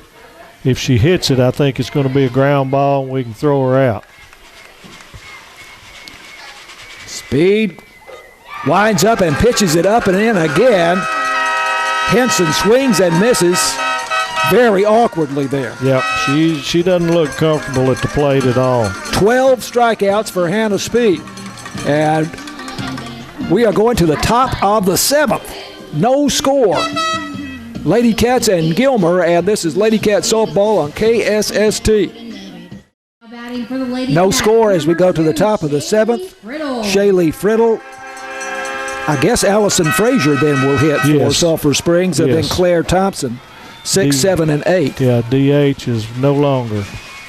Friddle, the freshman shortstop, takes a pitch outside for ball one. I'm calling this one, taking a chance. She's fixing to run into one. She's 0 for 2 so far in the game, right-handed batter. Nice job of taking there. And one that just missed up and away. I've got 2-0. 2-0. She needs to stay disciplined. There it is. Swinging, nope, fly ball. God.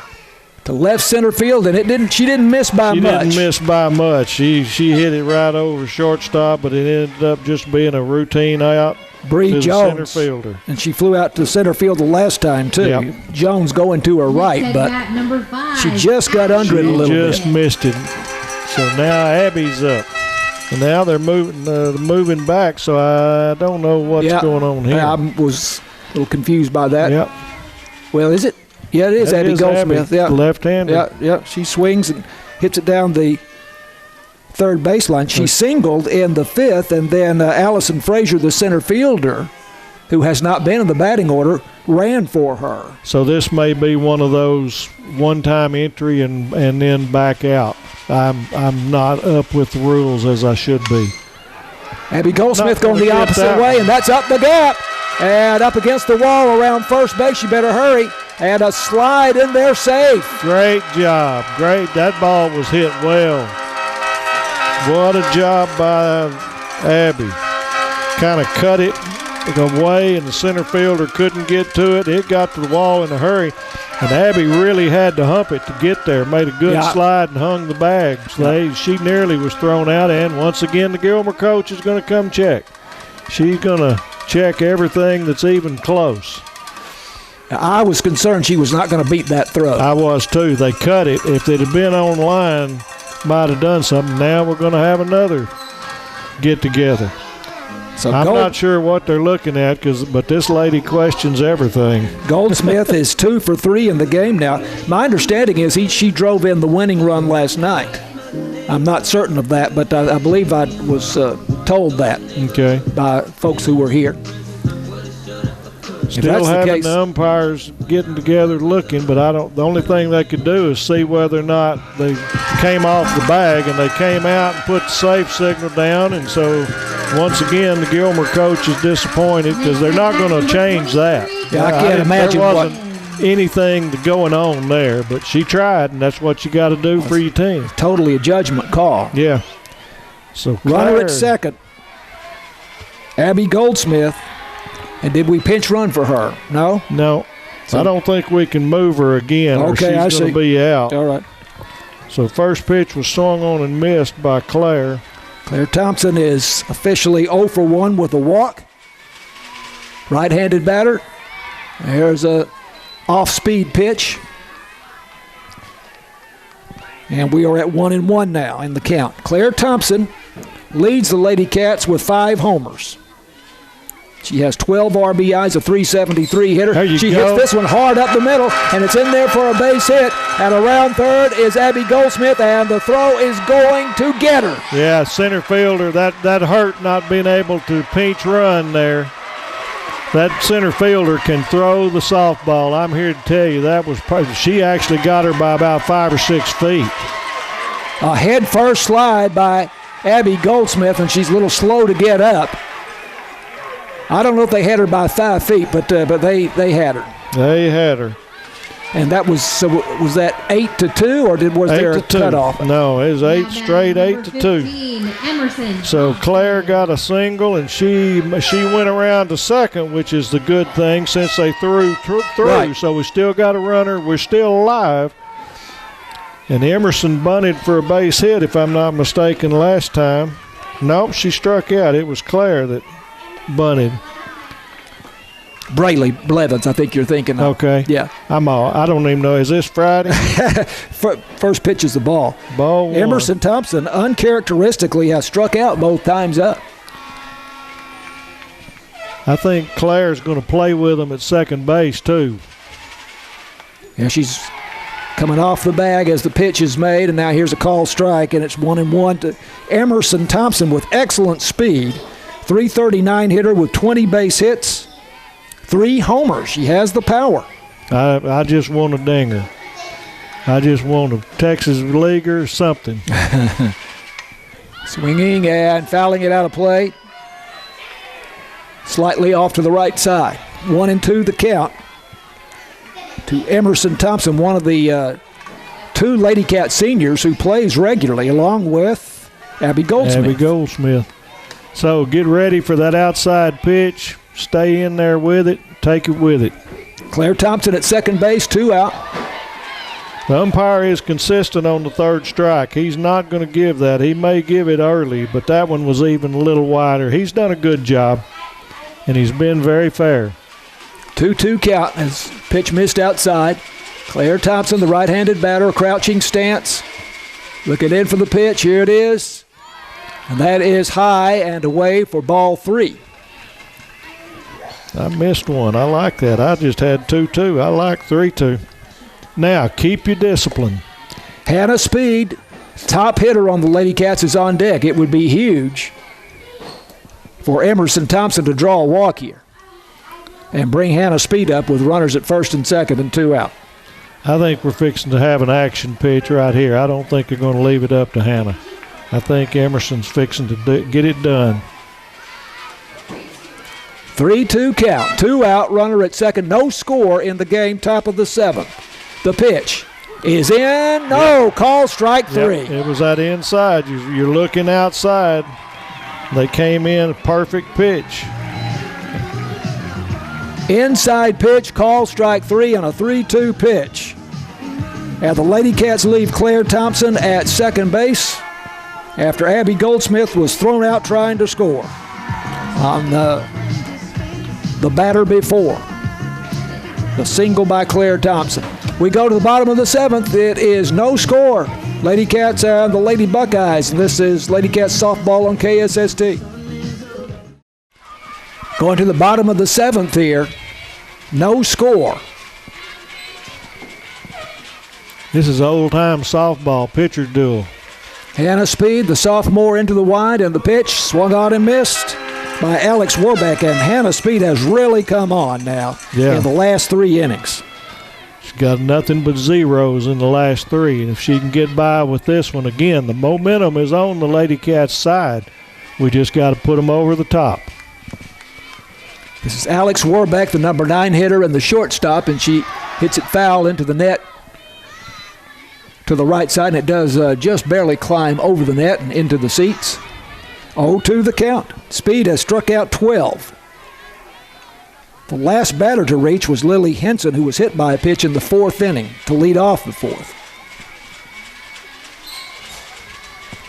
Since then, Hannah Speed has retired 9 batters in a row. 0-2 pitch. There it is. There's a change-up for call strike 3. 3 strikeouts in a row now for Hannah Speed. Yep. And that's her 13th strikeout of the game. At bat, number 3, Bree Jones. Leadoff hitter Bree Jones now. Left-hand hitter. Yep. She is 1 for 3 in the game. She led off the game with a single. She's more traditional in the middle of the batter's box and deep. And the pitch, he hits this hard to right center field. That's down for a base hit. Well struck. Got the barrel on it by being away from the plate. Allison Frazier, the center fielder, moving to her left to cut it off. At number 11, Alexis. So Alexis Kemp now, the pitcher, number 2 hitter in the batting order, comes up with a runner at first and 1 out. No score. This will be interesting to see whether or not they're going to try to bunt for a base hit or sacrifice and give up 2 hits to get that runner in scoring position. Emerson Thompson comes in for a word with Hannah Speed. Emerson, the second baseman. I'm going to say they're bunting right here.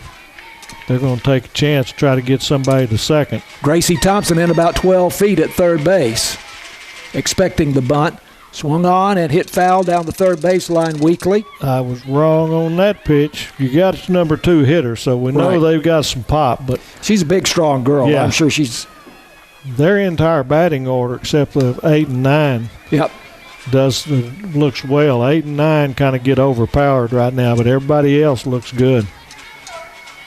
Infield with Shaylee Friddle at short and Emerson Thompson playing just behind the baseline, hoping for a double play. That's the only thing we hadn't seen tonight. That'd be a good way to go to extra. Gracie Thompson back almost even with the bag. Now she does get down a bump, but it goes right back to Hannah Speed, and the play is to first base. And that's the proper play. So that's the second out. That's a 1-3 put out. Yep.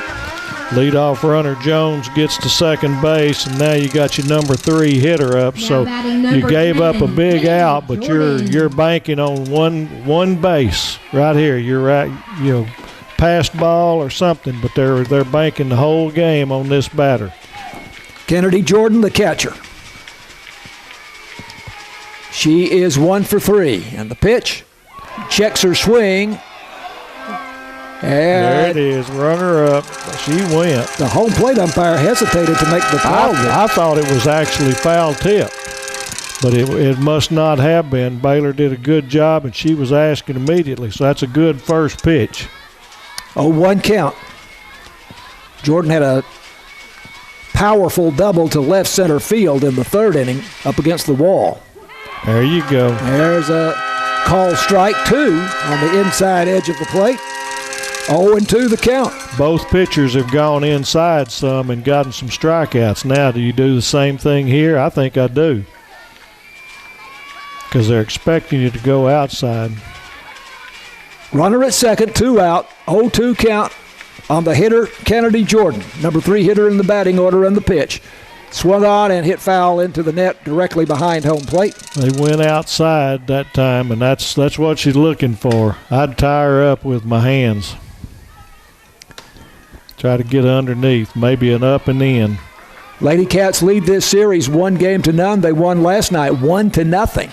And so if they can win here in this game, the series is over. It goes to the Lady Cats, but Gilmer trying to tie it up. Right now the game is tied at 0-0. Bottom of the 7th, runner at second. Here's the pitch, and it's just outside for a ball. Jordan kind of flinched there, but held up, and it's 1-2.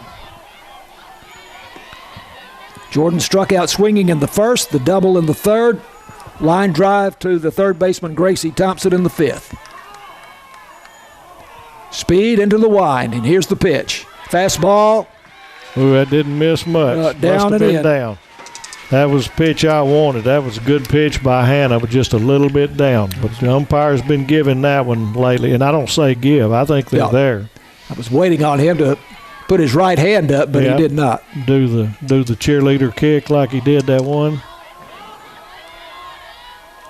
2-2 pitch by Speed.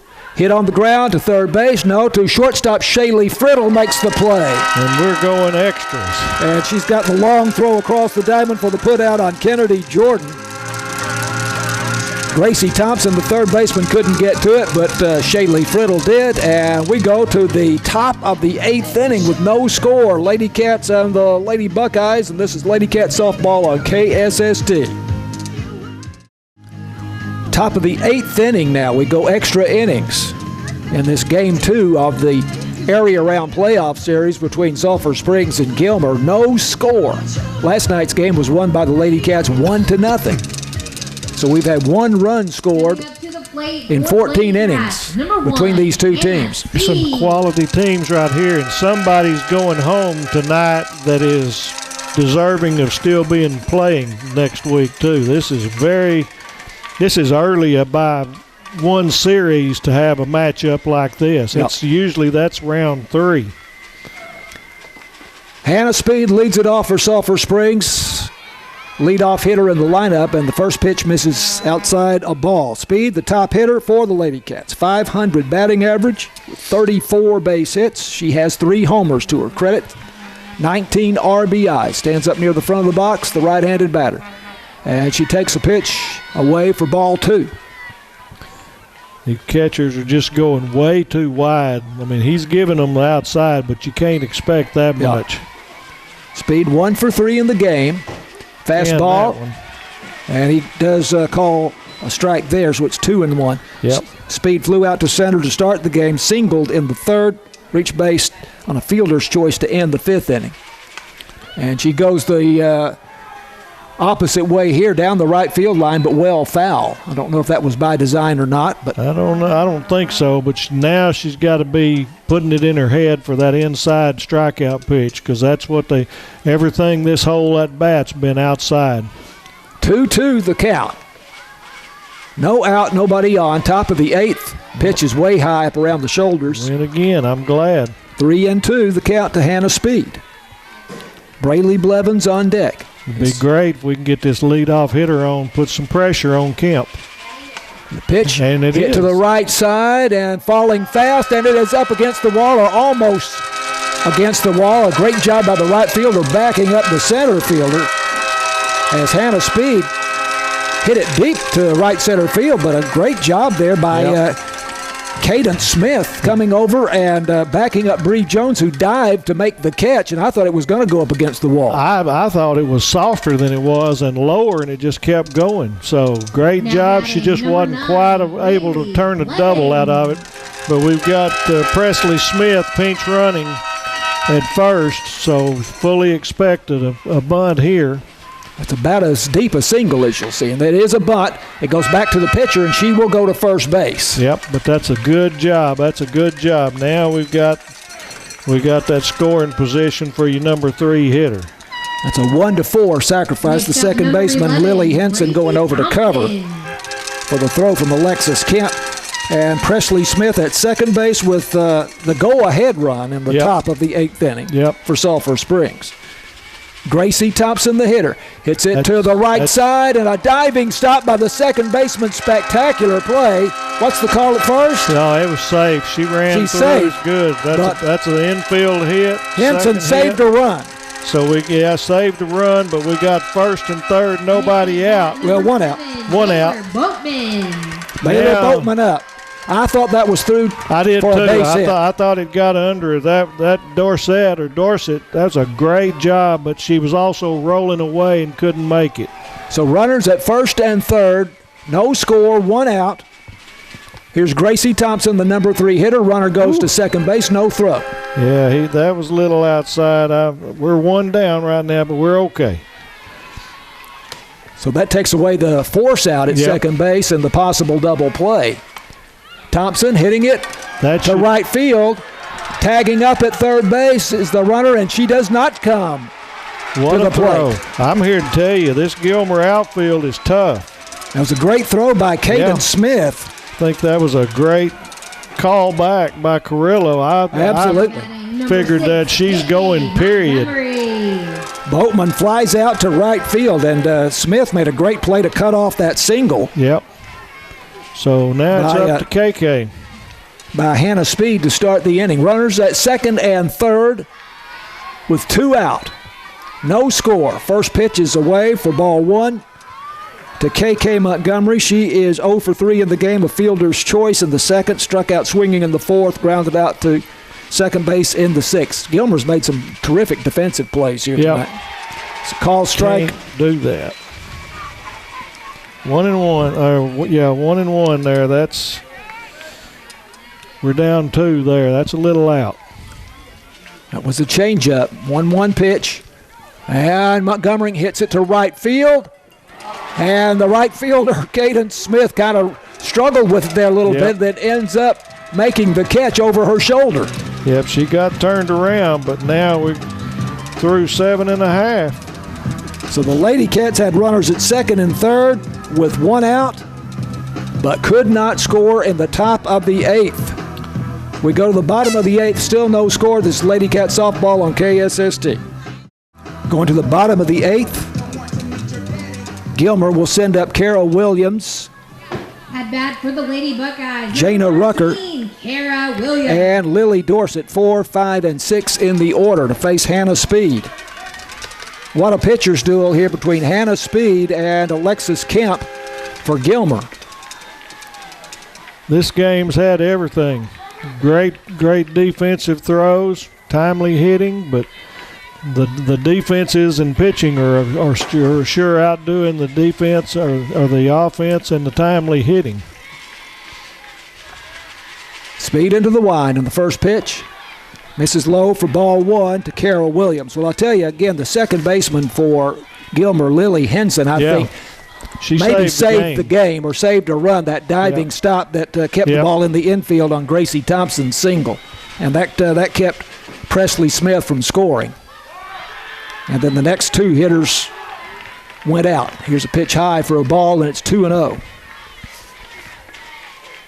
Number 4, 5, 6 in the Gilmer order.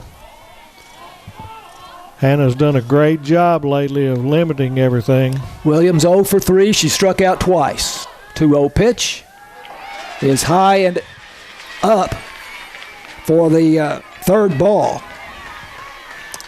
Up and in. Center fielder Allison Frazier, couple of steps over into right center, so a big gap in left center field. Gracie Thompson in about 4 steps at third base. 3-0 pitch. That's ball 4, and Carol Williams threw the bat away, I think, before the pitch ever even crossed the plate. Yep. At bat number 12. So she I've walked. got that as the 4th walk by Hannah, but the first since the second inning. Yep. She's done a great job of that. So that's the winning run at first base there for Gilmer. So now we've got a bunt coming 99.9. Jana Rucker, the third baseman, and number 5 hitter in the batting order, is the hitter with a runner at first base and nobody out. Hannah Speed, the pitch, way in as Rucker was showing bunt, and that's ball 1. I don't think that was in, but it's a ball. Well, she kind of skipped away from it as if it was. But she's on the plate too. Yeah, and right. Boatman wheeled around. He thought she had a strike in there. She gets a bunt down, and Gracie Thompson, the third baseman, is right in front of the plate to make the play. And the play over to first base for the putout. So Sacrifice gets the runner to second base. Now batting number 2. But that's a 5-3. 5-3 put Sacrifice. Gracie Thompson. She gets the ball quicker than any third baseman I've seen this year. I mean, she was within 15 feet of home plate, if not closer. So 1 out, runner at second. Again, no score. That's the winning run at second base. Lily Dorsett, the second baseman, fouls it by mistake, as a matter of fact, as she checks her swing. Yep, that was a little up and in. Got a break there to see if we can take advantage of it. Defense has got to be spotless. Hannah's got to be on point, get out of this once again. we've still got momentum going. We just hadn't finished it off yet. If we can get out of this inning, I think we can put some points on the board in the ninth. Speed, fastball high, and it's 1-1. Dorsett made the great play at second base to deny Sulphur Springs a run in the top of the inning. She kept Gracie Thompson's ground ball from going into the outfield, and Presley Smith surely would have scored. Yep. 1-1 pitch to Dorsett. Check swing. Down. And pitch is called a ball. That's the problem, or not the problem. Hannah's doing a great job, but she's missing high-low. And that's the difference between her and Kemp in the ball game so far. Crouching stance. Lily Dorsett, again, she shows bunt, and she does attempt to bunt, but she fouls it. Fouled it off Boatman. She's taking a little bit of a beating today. Baylor Boatman down right now and slow to get up, but now she's up. But she's taking her chest protector off. So it looks like Friddle's coming in from shortstop like we did a couple of games ago. So that hurt Boatman enough. She's already going, and it looks like they're holding maybe her right hand or right forearm. So we got to sit and hope that she's okay. But for now, it looks like she's going out of the ball game, and Friddle's coming to catch. We have a 2-2 count with one out and a runner at second base. No score in the bottom of the 8th inning. And we saw this in the by-district series against Wills Point in the second game, as I recall. And I don't remember who we brought in to shortstop. I think maybe Hannah Speed. Was it Hannah? But we're not going to put her at shortstop right now. Because Abby Goldsmith came into pitch. I think we might have one of the Thompsons come in and go to third or go to short.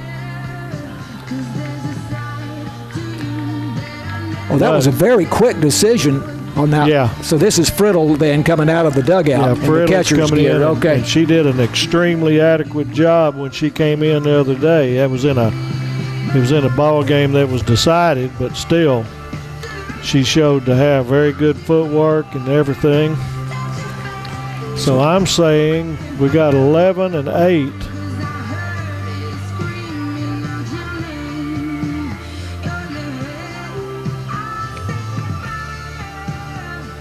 Emerson Thompson moving around, but still unclear who's going to be the Lady Cat shortstop.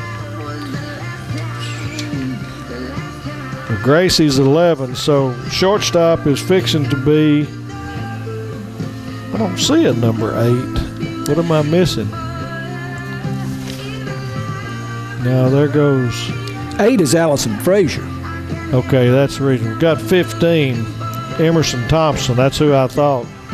Thompson's going to come in to shortstop. She played some short before moving to the outfield. And Frazier's going out. Number 8's going to center field. Yeah, I didn't put Frazier down in Okay, so Emerson Thompson will play short. Yep. Who will play second?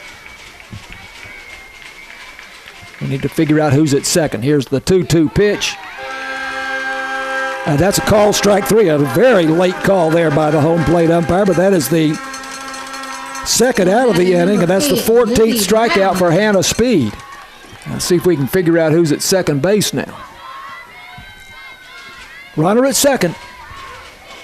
No score in the game. That's the winning run at second base. Here is Livy Brown, the first baseman. First pitch is inside for ball 1. Still not certain who is at second for Sulphur Springs. But Emerson Thompson is playing shortstop, and Shaylee Friddle is the catcher. 1-0 pitch. Up high for a ball. 2-0 now. The count to Livy Brown. Number 9 is at second. For Sulphur Springs, Braley Blevins, so somebody must be playing first. Abby's still at first. or has moved to first. There, she's left-handed. She's the only left-hander we got. So 2-0 count. 2-0 pitch from Hannah Speed. There's a fastball for a strike. And it's 2-1. We are in the bottom of the 8th. No score. Sulphur Springs and Gilmer. Last night, the Lady Cats won 1-0. Gilmer needs to win to keep the series going. Runner at second. 2-1 pitch. Swung on and hit foul. Chopped foul. That was behind a the big plate. change up, and she just, like I say, she was like chopping wood on that one. She thought it never would get there. I thought she hopped it right back to Hannah, which would have been a nice way to end this inning. Brown singled in the second, struck out in the third, struck out in the sixth. Got timeout. I think we may be taking Baylor out of the dugout. She may be needing some attention outside of the dugout. It's a little break in the action. That's Abby Goldsmith at first. Yeah, I think she's the only left-hander we got on the team. And she walked into the pitcher's circle and embraced Hannah Speed for a moment there. I'm not sure what that was about, but a nice moment. Yeah, Baylor's going, I think she may be going for x-rays. Pitch, swung on and missed, strike three. All right. 15th strikeout for Hannah Speed with a runner at second in the bottom of the 8th inning, and we go to the 9th. No score, Sulphur Springs and Gilmer. This is Lady Cat softball on KSST. Number 2, Shaylee Friddle. Top of the 9th inning, it's Shaylee Friddle now, the catcher for Sulphur Springs, to face the pitcher for Gilmer, Alexis Kemp, I should say. And first pitch is a ball to Shaylee Friddle. She's got to have enough discipline to make them throw her a strike. If they walk her, they walk her. Right-handed batter against the right-handed pitcher. She hits it deep to left field, but right at the left fielder, Lily Henson. Just didn't quite get it. She hit it like I wanted her to. Remember, the last time up, she hit it deep to center field. Yep. Next at bat, number 5. Now Abby Goldsmith comes up for Sulphur Springs, and she's had a good night. She is 2 for 3. Lined out to short in the second, single in the 5th, doubled to left center field, and now she hits this one back up the middle, and she's got a third base hit of the night. Good job, Abby. Got on top of it and hit it hard enough to get it through. So just a good signal, a single. Hit it to the left of the shortstop, Alex. Yep. Warbeck. She's staying in at first. Now batting, number 23, Claire Thompson. We still got lots of firepower. 1 out, 1 on. And we're at least putting the ball in play on Kemp. That's the positive side. Huge gap in left center field. Right there. And Thompson, a sharp single to the right of the shortstop. So 2 hits in a row for Sulphur Springs. That's what I'm saying there. We've been putting the ball in play like Gilmer was early. So we got 2 outs. All we need is 1 single. 15, Emerson Thompson. Claire Thompson now 2 for 3 in the game. Has singled her last 2 times up. We have, you said Abby Goldsmith is still the runner at second. Yep. She was thrown out trying to score what would have been the go-ahead run in the 7th inning on a great throw by the center fielder, Bree Jones. And Thompson shows bunt, and they're going to go to third. And a great play there. They get Abby Goldsmith at third base with the shortstop coming over to cover.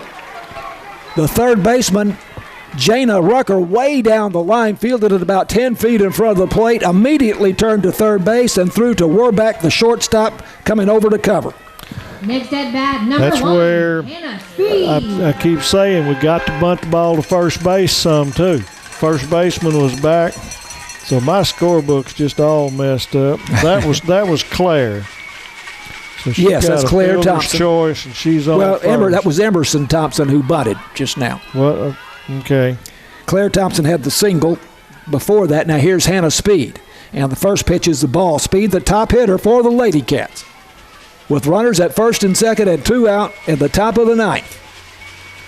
Still looking for just that 1 hit. Good eye. Oh, don't call that. That's an unhittable pitch. Call strike on the outside edge of the plate.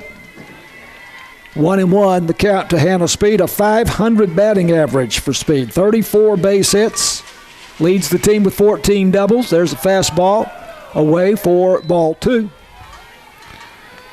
Speed has 2 hits in the game here tonight, both singles, one in the 3rd and one in the 8th.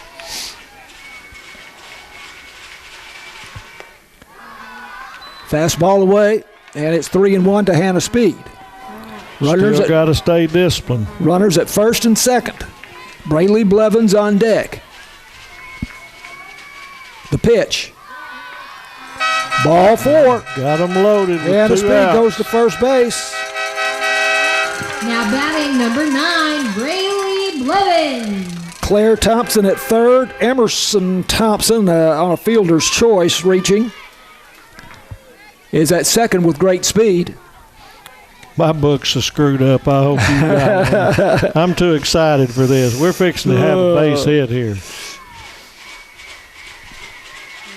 Blevins takes a pitch outside for ball 1. A walk, of course, would be as good as a hit here, or almost as good as a hit. And this is pressure on the home plate umpire because that strike he called previously is not hittable. He's got to be right on here. 2 outs, bases loaded. No score, top of the 9th. Braley Blevins takes a call strike there on the outside edge. Yep, that's a good pitch.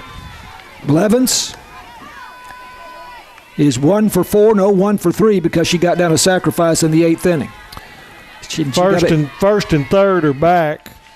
I'd almost like to say that is not a strike. 1-1, and she flinches there and takes the pitch, and it is called a strike on the outside edge. Blevins had a bunt single in the 6th inning. Bases loaded, and this pitch is up and away for a ball, and it is 2-2. I'd like to see it go full and see, but he's widened that strike zone out so much it's going to be tough. And again, she's staying up and down. She's staying good. Outfield is very deep. Blevins hits it foul to the right side right fielder, giving chase and makes a dive-in attempt, but she's beyond our view. Yeah, it bounced. She couldn't come up with it. Boy, that would have been nice. Everybody was moving. She had everybody standing up there. So it goes back just a long strike, 2-2 count.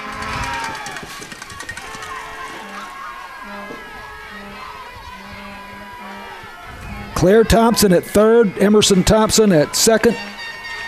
I guess that's Presley Smith running at first for I think so, Hannah number Speed. 3. Pitch.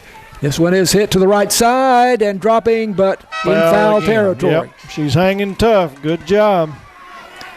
Again, Cadence Smith, the right fielder, made a good effort to get over there, but couldn't get there in time.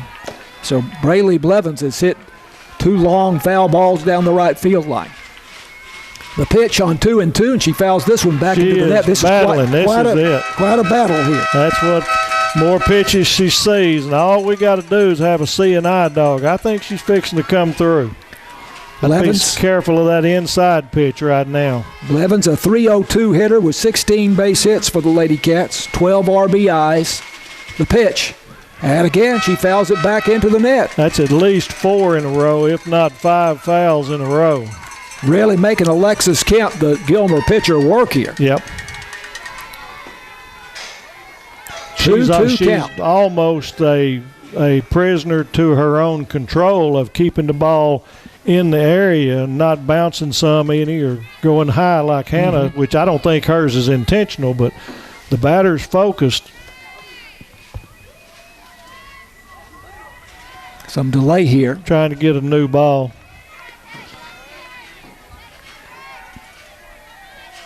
Still got a 2-2 count. I'd like to see it go 3-2 and see. Here's the pitch. Inside had to be down. Inside for ball 3. Now let's see what happens here. Bases are loaded. Yep. A walk scores a run.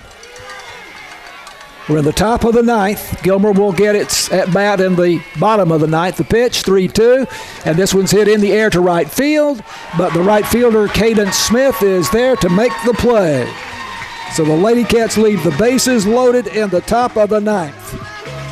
And we go to the bottom of the ninth with no score, Sulphur Springs and Gilmer. This is Lady Cat softball on KSST. Bottom of the ninth, no score.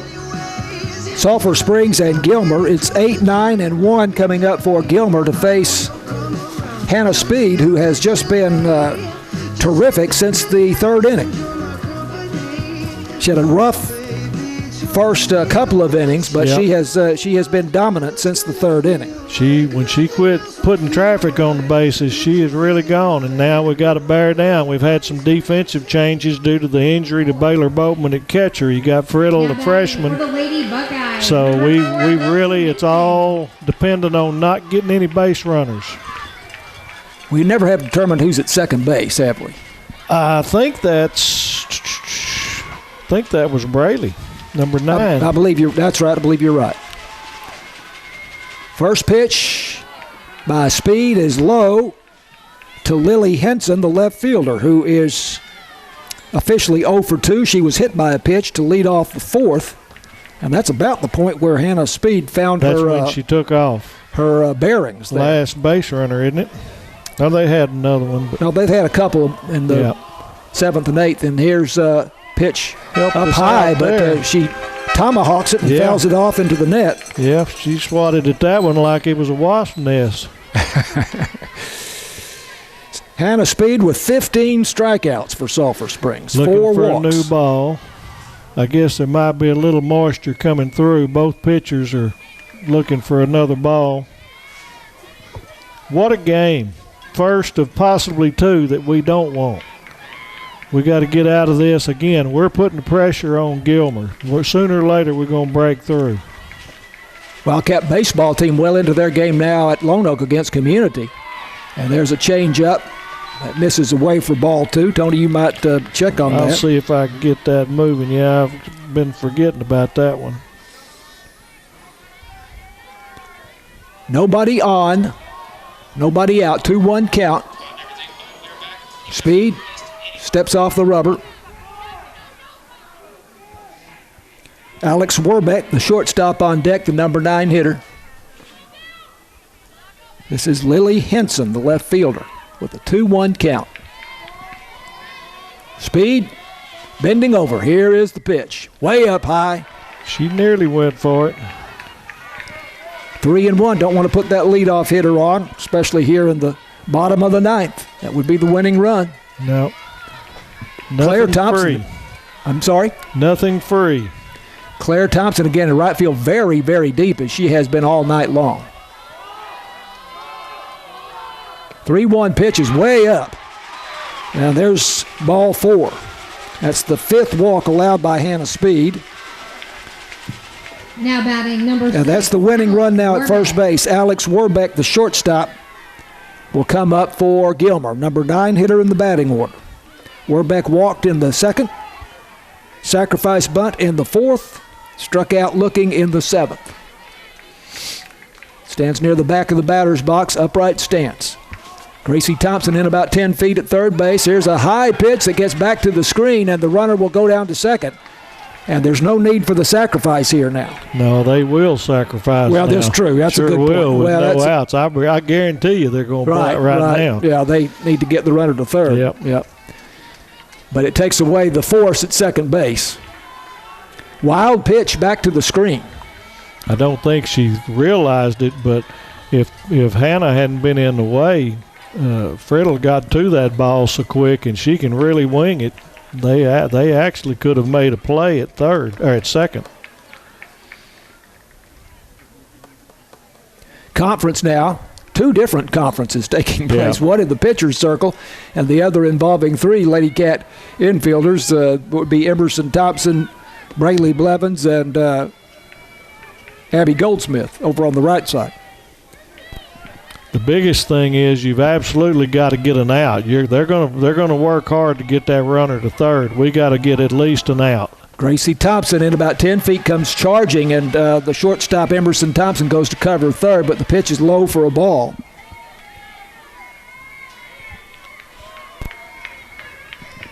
Two and 0 the count to Alex Warbeck, the shortstop and the number 9 hitter in the batting order. Speed misses with a pitch up high there again. Now she's battling her control again. Yeah, she's struggling with her up down like that hasn't battled Kemp. You got shortstop covering for third whenever they're coming in, but she's going to take at least a pitch. No. 3-0 pitch, and this one again is back to the screen. Throw to third, and they got her. Got her at third base. Oh my gosh! What a mistake! What a mistake! That's a game-winning mistake from Gilmer right there.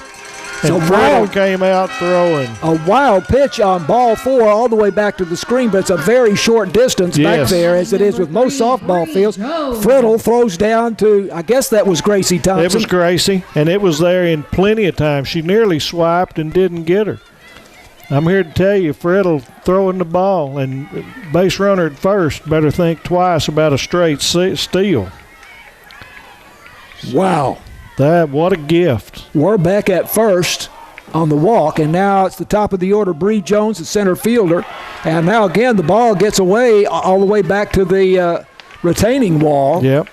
And Hannah Speed really struggling with her control now. Yep, she's got to keep the ball in the catcher's glove. You got to work it in and out, but you cannot afford pass balls, and she's had that all night long. Gracie Thompson in about 20 feet maybe, or not 20, but maybe 18 feet down the third baseline looking for a bunt. Here's another pitch high. As Speed, I know that it is not the same issue in softball as it is in baseball, but she appears to be tiring. Yep. And then you've got, if the Lady Cats can't win here, then you're looking at a third game coming up. And battle of attrition. 2-0 count. The Gilmer Rowdies are trying to get her. Bree Jones, the hitter, and she takes a strike on the outside edge, again showing bunt with 1 out and a runner at second. I would not be surprised to see her bunt. Oh, right. I think they would love to get her especially to with third. The fact that Speed's been putting the ball on the ground some on pitches. Less likely with 1 out. And the fastball misses away for a ball. At 3-1, that's what I've got. Yep. Runner at second base is Alex Warbeck, the shortstop. 1 out. 3-1 count. No score. Pitch. Way up high for a ball, and she is really fighting her control now. Yep. But this is 3 walks in the inning. If there's a good side, now we've got a force everywhere. So, you can look for the silver lining. And just now looking, if I looked at it right, the Sulphur Springs Cats baseball is ahead 4-0 in the bottom of the 4th. All right. I'll try to catch up with that again, but I think that's what I saw. So we got Kemp up, the pitcher, with 1 out. All right. There you go. Fastball for a strike up and about the belt, inside part of the plate. Alexis Kemp with runners at first and second. The first 3 hitters in the 9th inning have walked, but the Lady Cats do have a walk, or do have an out. Here's a pitch up for a ball, and it's 1-1 as they threw out a runner, Lily Henson at third base on a wild pitch. Yeah, without that, they'd be loaded with no outs right now. 1-1 pitch, way up high. 2-1. Hannah's got to dig deep here. She's really done a yeoman's effort tonight, but she's got to get us out of here and give us one more bat. We're fixing to round out the scoreboard too, start over again. We're out of slots. Right. Only goes to 9. 2-1 pitch here, and hit a ton foul into the net down the third baseline. That looked like one of Thompson's or Friddle's swings for us. Totally turned on it. Yep. hit it into the net. 2-2 count. Yeah, 4-0 Wildcats, top of the fifth in Lone Oak. If they win there, they win the series. I've got Hannah with 8 walks. Is that right? 2-2 pitch. And she took something off of that one. It's hit foul outside of third base. 1, 2, 3, 4. Yep. 8. That's what I think I've got. But like I said, I'm so screwed up here. And 4 in the last 2 innings, including 3 in this inning. Yes. Just about nightfall here now. Yep. Runners at first and second. 2-2 pitch. That's down for a ball. There go the runners to second and third, and they are both safe. The pitch was down and in. Yep. And it's 3-2 just a little bit. Now these are the winning runs, or the runner at third is the winning run, and that is Alex Warbeck. Pitch was down for a ball. Friddle came up and threw to third. If she could have gotten it on line, she could have made it. She got to it pretty quick, but Gilmer's being very aggressive, and again, Hannah's her own worst enemy, throwing the ball in the dirt. So 3-2 with runners at second and third, 1 out. Infield comes in a little bit, and next pitch is fouled directly behind home plate.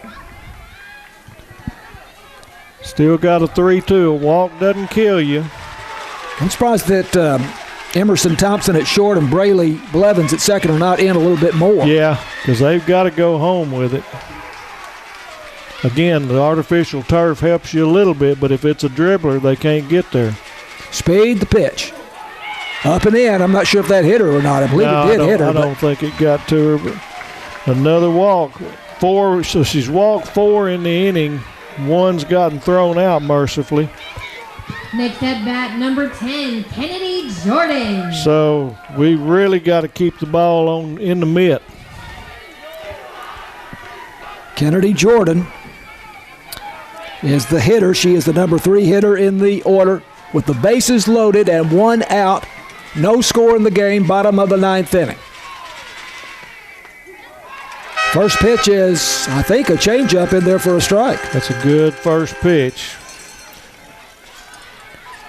Several times in this game, early in the game especially, Hannah Speed came back and struck out hitters with runners on base to end the inning. And she needs to do that here. Yep. A couple of strikeouts is what are needed, unless you get a pop-up to the infield or something that would prevent the run from coming in from third. Pitch is fouled back, and it's 0-2. Speed.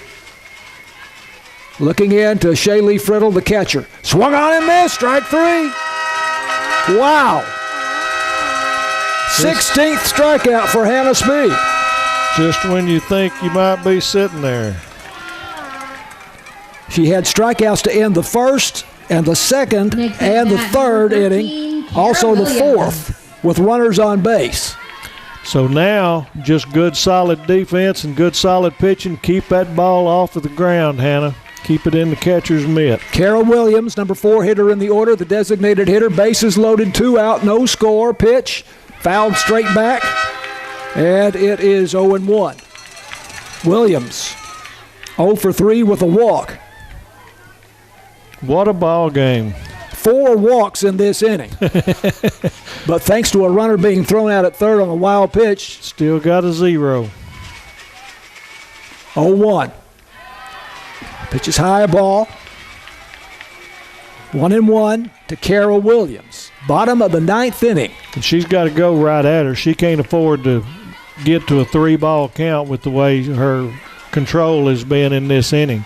She's got to go right at her. See if she can take her. 1-1 pitch. Swung on and missed. Fastball, and it is 1-2. That looked good there. That looked like a little bit of overpowering right there. If she can throw that same pitch, I think we're going to go to the 10th. I have Gilmer with just 3 hits in the game. I've got 4, but I don't know if we'll it's check right. again. We'll check again. Bases loaded, 1-2 count, 2 out, no score. Bottom of the 9th. Speed the pitch. There it is. Oh, my goodness. Oh, I don't know where that was. I have no clue where that was. For what if he says outside, it's over that's the plate. Pathetic. It had to be high. That's pathetic. It was over the plate. With some of the strikes he's called, to give that one right there. Abby Goldsmith and Emerson Thompson came in for a word with Hannah Speed. 2-2 count. Any run wins it for Gilmer. Yep. Fans, most of them on their feet here. 2-2 pitch. Hit back into the net. Good pitch. Fouled off of her hands. Got to keep your composure. You thought you were out of the inning, the pitch before. You still got to stay in there. One mistake is a ball game.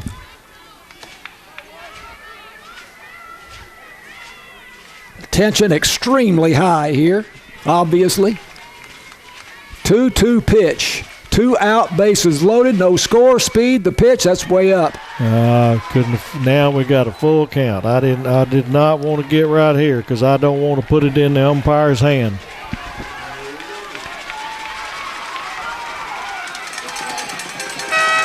Again, with only 3 hits as I have it, but we'll double check on that. I don't think that Gilmer is likely to win this ball game on a base hit here, but far more likely to win it on a walk. But it's what I guess I'm saying is throw it down the middle as fast as you can. You can't do anything except throw it down the middle. Like I say, that one I'm disgusted with, but I sure don't want it in his hands. Here's the 3-2 pitch. Call strike 3. He couldn't have done it again. He didn't have the guts to do it again. Call strike 3 with the bases loaded. Hannah Speed strikes out 2 with the bases loaded after walking the first 4 hitters in the inning. And we go to the 10th, no score, Sulphur Springs and Gilmer. This is Lady Cat Softball on KSST. Lady Cat Softball on KSST. We're going to the top of the 10th inning. No score, as Gilmer loaded the bases there on walks. And thank goodness for that wild pitch when Shaylee Friddle threw out Lily Henson at third base early in the inning. But Hannah Speed comes back to strike out the last 2 batters after having walked 4 in the bottom of the 9th. And Speed now with 17 strikeouts in the ballgame. Gracie Thompson, the hitter for Sulphur Springs, now in the top of the 10th. Right-handed batter, and she swings at the first pitch from Gilmer's Alexis Kemp and hits it foul into the net down the first baseline. This is unbelievable to have 17 innings being played right so far in 1 run. And no reason to think it would be any different in the 3rd game if comes to that. Pitch is a fastball up, but called a strike, and it is 0-2. That's the difference in the pitcher, is Kemp is commanding the up-down portion of the strike zone. Gracie Thompson, a .472 hitter. Here's a pitch outside, a waste pitch, I would say. Yep. Goes to 1-2. Thompson, 3rd hitter in the order, is officially 1 for 3 in the game. She had a sacrifice in the...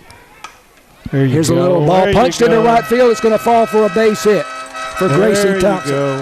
Nice little, didn't overpower it, went with the ball. They're going to pitch you outside with 2 strikes. I was going to say she had that sacrifice in the 6th inning and a single in the 8th, and now 2 singles in the game. So the Lady Cats have the lead runner on here at the top of the 10th inning. So it's Peyton Taylor, number 4, that's a sub in the batting order.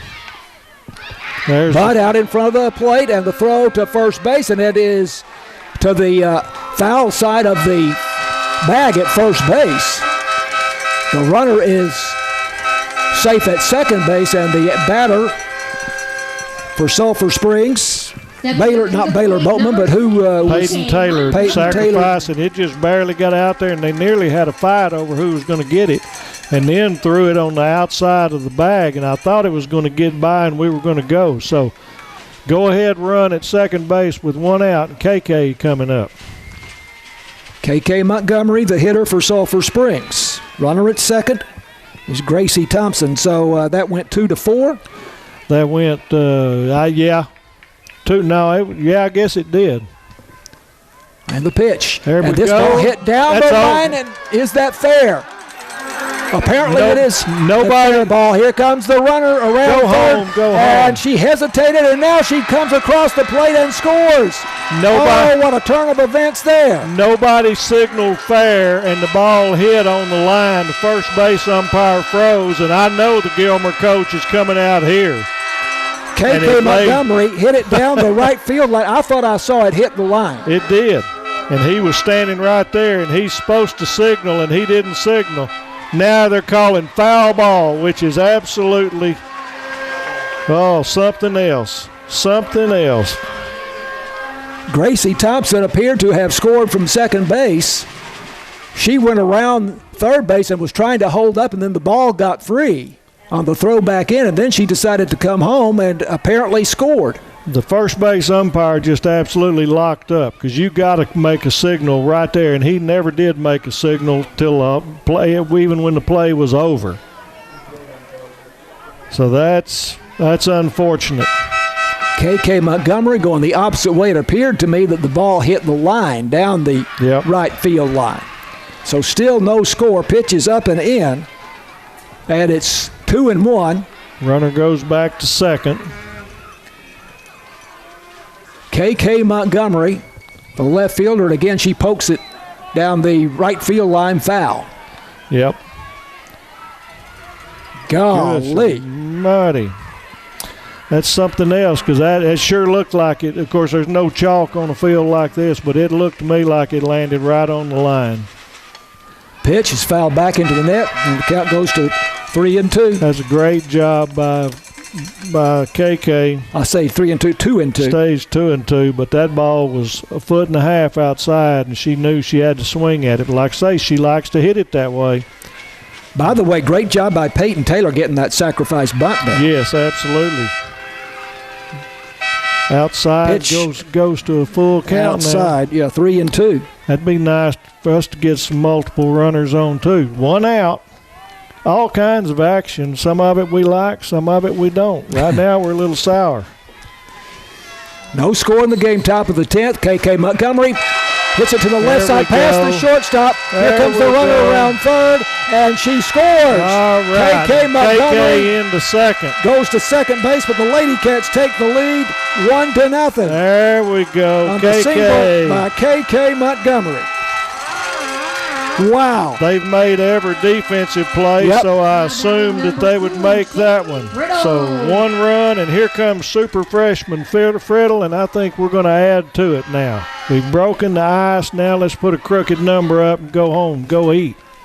Werbeck almost made that play. Here's another ball chopped to short. Now they're going to go to third. And they didn't get her. And KK Montgomery with great speed slides in safe, and safe at first base on the fielder's choice is Shaylee Friddle. They're upset, thinking she interfered with them. You can run right in front of them. So now let's see. So KK is at third, and Friddle is at first with a fielder's choice. Right. Now, Mr. Carrillo, I want a safety squeeze. I'll give up that out. You got one run. That's been enough. If you could squeeze him with KK. Abby Goldsmith. Tony referring to head coach David Carrillo in the third base coaching box here. Got number 3, Presley Smith, running over there at first. Got your senior in the batter's box. Presley Smith, it is, running for Shaylee Friddle, who is now the catcher. She came in to take Baylor Boatman's place when she suffered an injury. Look at here. Hard ball hit up the middle, and that's a single, and the run will come in to score from third base. Look at that senior come through. I tell you, she really has. She's had Abby 2 Goldsmith. really good hits. All right. We got 2 squares covered, and now first and second. Let's 2-0. keep it going. 2-0 Sulphur Springs as KK Montgomery comes in to score. Abby Goldsmith has 3 hits in the ball game. She does. She's a star at this moment. Now let's just keep pouring it on. There's a swing out and miss. Foul ball. Lady Cat Senior coming to the fore here. 2-0 Sulphur Springs, top of the 10th. Gilmer still has their at-bats coming in the bottom of the inning. And I'm going to have less hair at the end of this game, too. I want her to get out of this thing. What a job of pitching out of trouble by Hannah Speed in the bottom of the ninth. This is Claire Thompson, the right fielder. Hits it foul into the net to the first base side, and it's 0-2. Claire with home run power for sure. But we've just put the ball in play this half inning. And here's a call strike for strike 2. Claire has 5 homers to lead the Lady Cats. 1-2. Runners at first and second, 2 runs across in the inning. Pitch by Alexis Kemp is outside for ball 2. Claire Thompson has 2 hits in the game, her last 2 times up. So she is 2 for 3. Here's a pitch away for ball 3. So now the runners will be running with 3. Now there's just 1 out, so they can't yet. The only out, the sacrifice by Peyton Taylor. So now we need to still be good and disciplined. There's a ball hit to the right side on the ground. Forced play at second, and nearly threw that one away. That was an excellent job by Abby Goldsmith to not run, because she would have run into a tag and a possible double play. And they nearly threw the ball away. So Goldsmith is out 4-6. Emerson Thompson. Claire Thompson safe on the fielder's choice. That's the second out of the inning. Yep. And runners at first and third. So we're not done yet. Lady Cats lead it 2-0 in the top of the 10th. First pitch is a ball to Emerson Thompson, who is now the shortstop for Sulphur Springs. I still put the ball down on the ground, put a bunt, and get that third one. This place would go crazy. Ball down. Ball 2-0. Presley at third, the courtesy runner for Shaylee Friddle, the catcher. Presley Smith. Pitch is high to Emerson Thompson, and it is 3-0. We'll take a walk, load them up, and bring Hannah Speed back up again. Break this thing wide open. Conference at the in the pitcher's circle now, involving all the Lady Buckeye infielders. 3-0 count on Emerson Thompson, who's 0 for 4 in the game, uncharacteristically. Yep. Well, you got a pitcher out there. Right. I'm here to tell you, Gilmer has got a ball club. Oh, no doubt. Emerson Thompson, a .339 hitter with 20 base hits coming into the game. There's a call strike, and it is 3-1. I'd take this next one. I'd see if she can do it 3 in a row. Presley Smith at third. Claire Thompson at first. 2 runs across in the inning. There's a call strike 2. Emerson Thompson has struggled against Alexis Kemp here tonight. But right now, the Lady Cats in front 2-0. Here's the 3-2 pitch. And that's a call, strike 3. Yep, that's another one of those outside ones. I'm not even going to gripe about that one since we got 2 runs. 2-run score in the inning. Gracie Thompson and KK Montgomery score. RBI singles by KK Montgomery and Abby Goldsmith. And we go to the bottom of the 10th. Sulphur Springs leading 2-0. This is Lady Cat Softball on KSST. Lady Cat Softball on KSST. The Lady Cats now leading 2-0. They lead the series 1-0, and if they can prevent Gilmer from coming back to tie the game or going ahead, the series at the area round of the playoffs is over in favor of Sulphur Springs. And Hannah Speed on the hill. What you kind of take away right now is if they get a base runner, they kind of take away the sacrifice because they can't give up an out. First pitch in there to the hitter, Jana Rucker, inside for ball 1. I said Hannah Speed on the hill, of course, in the pitcher's circle here. 1-0 pitch is swung on and hit foul sharply down the third baseline, and it's 1-1 to Rucker. Looks to me like the Wildcats are still ahead 4-0, bottom of 6 in Lone Oak. So if they can hold on there and the Lady Cats hold on here, it's going to be a good weekend for Sulphur Springs High School. Speed looking in for the sign here. 1-1 count. Nobody on, nobody out. Lady Cats lead it now 2-0. Here's a pitch up high. She really struggled with that last inning. Yeah, and she's with the nerve, not necessarily nerves, the excitement right now. That was a little bit of an overpitch. She's got to throw strikes. Trust her defense. Pitch swung on, fly ball left field, left center field, and we got it. That was KK Montgomery with the putout for Sulphur Springs. She was on the warning track, too. I saw Allison Frazier going over. For a moment, I thought Frazier had hit it. Yeah, it really was. It hit so high, but KK did a good job of getting back, and she was camped on that warning track, so that's a huge first out of the inning. 1 out, nobody on. 2-0 lead for Sulphur Springs here in the bottom of the 10th. And this is Lily Dorsett, the second baseman.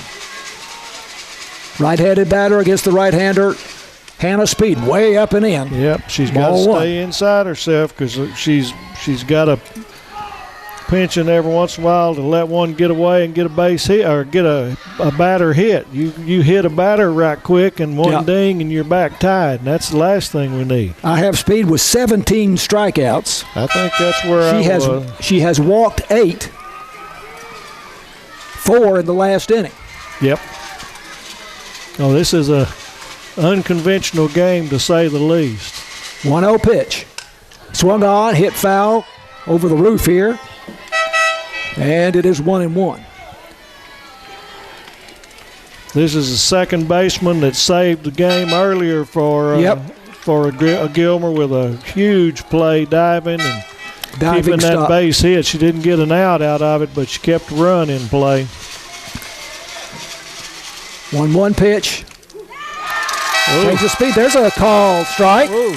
Outside edge, and it goes to 1-2. And he punched her out like it was a strike 3, and it's strike 2. But I was still mad at him. I'm not quite as mad because that wasn't a strike. But we're going to take it. Sophomore Hannah Speed swung on and missed with this next pitch. 18 strikeouts for Hannah Speed. 2 out. Nobody on, and that brings up Livy Brown, the first baseman. Here we go. Number 8, Livy Brown. Brown is 1 for 4. She has struck out 3 times. Singled in the second, but she has struck out the last 3 times up. I just want a one hopper to Gracie Thompson at third. 2-0 Sulphur Springs. Pitches up and in. Ball 1. Hannah's got too much energy right now. She's got to slow down. She wants this too bad. She pitched the whole game last night, of course. And you can't blame her. Just a sophomore. 1-0 pitch. Pitch up high for a ball. 2-0. When she's throwing pitches like that, they're not competitive. And so if you don't give them an opportunity to swing, that's just a waste. And that's what she's got to get back in. Speed struck out 2 batters with the bases loaded in the 10th. To send it to the bottom of the 10th when the Lady Cats scored their 2 runs.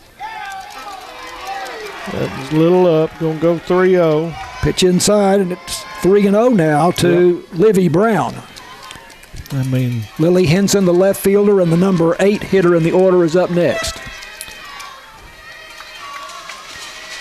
Speed the pitch, and that's way up for ball 4. Yep. The only good thing is I think this is a young lady that splits her grip, and she has not looked good swinging. Lily Henson. So that is now 8 walks by Hannah Speed and 5 in the last 2 innings, 6 in the last 3 innings. Yep. This batter here does not swing full. Now, she may be Babe Ruth in there and just been messing with us, but she has not swung good at all. Hannah needs to go right at her. Don't worry about a sign or anything. Gracie Thompson in about 10 feet at third base. Pitches inside for a ball. Squeezing. 1-0 the count. Keep throwing it right there. And the pitch. There we go. Call strike. 1-1, and she shuts up the loudmouth Buckeye fans down the They brought third baseline. some kids with the signs and the matching T-shirts. They're enjoying this, but I think we're going to get the better of them. 1-1 pitch. Down and in for ball 2. And you wonder if Coach Kirsten Seahorn for Gilmer is just telling them, don't swing, make her throw you a strike anyway. Yeah. That's the thing. Throw that ball right down the pit in the middle. Hit the catcher in the mask. 2-1 right pitch. There. That's apparently low. Yep, she's struggling with her height, and that's just killing her. 3-1 count. Gonna mess around. We're gonna have some more pressure stuff coming on. Alex Warbeck, the shortstop, number 9 hitter, is on deck. 2 out, runner at first. Lady Cats lead at 2-0. They scored 2 runs in the top of this inning, the 10th. Pitch by Speed. Inside, ball 4. You've got to do this. And that is the 9th walk by Speed. The Lady Cats do have Abby Goldsmith, who's a capable pitcher. And as a friendly reminder, as you celebrate with the team after the game, we ask that you remain off of the field. Coaches and players only on the field after the game, please. Thank you. Goldsmith at first base. She has pitched in quite a few games this season. 4-0 record, 2.24 ERA, 25 innings pitched. But it would almost be a crime, wouldn't it, to take Hannah Speed out now after what she has done tonight? Not going to take her out. They're just she's telling her what I told her, and she couldn't hear me. Throw the ball in for the the Lady catch. Buckeyes, number 6, in the mask. Alex Warbeck. You got defense behind you. That run at second doesn't hurt anything. Run at first is the one that's the one to keep this thing going. That's right. 2-0 Lady Cats. Swung out and missed. There's a fastball. That's what you need. Do nothing but that. Don't look at that armband. Don't look at anything. Look at that mitt for the catcher. Warbeck officially 0 for 1. She walked in the 2nd, sacrifice bunt in the 4th. She did strike out looking in the 7th. There we go. And a walk in the 9th. There's call strike 2. Now, don't mess with anything. Throw it again. 0-2 the count. She's the number 9 hitter for a reason. That doesn't mean she can't hit it, but runners at first and second, and this ball hit hard down the left field line. That's going to score 1 run. KK Montgomery will have to make the play. Here comes the throw in, and they tag her out at the plate, and that is the ball game. What a game. Oh, my goodness. 1 run scores. Warbeck hits it into the corner. The throw comes in from KK Montgomery. I'm not sure. Shortstop, it went 7-6-2. 7-6-2. Mercy sakes. What a way to end this game as Lily Henson was at first base, went to second, came around third. KK Montgomery hits the cutoff man or cutoff girl, Emerson Thompson, and then the throw to Shaylee Fiddle at the plate, and they had her by about 4 feet. Oh, that was something. And that number 9 hitter sure put it on me, saying she gets there for a reason. That hit was a it shot. A ton just inside the bag at third base into the left field corner. But KK really got to it. And I would have done the same thing if I'm them. Make us make the play, and we just happened to do it. But that play made it right. There's 2 folks in here going to supper now. They don't have that third ball game. They're happy people. Lady Cats win it 2-1. What a series. We didn't get to see last night, but tonight was enough for a series to me. And we may get that weekend off. It's 4-1 now in the bottom of the 6th at Lone Oak. Incredible game here between Sulphur Springs and Gilmer. The Lady Cats win it 2-1 with the runner being thrown out at home plate to end the game. The tying run. Lady Cats softball on KSST. Lady Cats win it 2-1 over Gilmer, and they take this area round series 2-0 over the Gilmer Lady Buckeyes, and what a way to end it as the Lady Cats cut down the tying run at the plate, 7-6-2. KK Montgomery going into the corner, throwing to Emerson Thompson, who threw then to Shaylee Friddle, who had come into the game when Baylor Boatman was injured. We're not sure exactly how, several innings ago, but they had the runner, Tony, by quite a bit. I would say by 3 or 4 feet. But it's still, to see those 2 relays, they were perfect. KK really got to it quickly. made an outstanding throw, and realized too was it Emerson Thompson at short?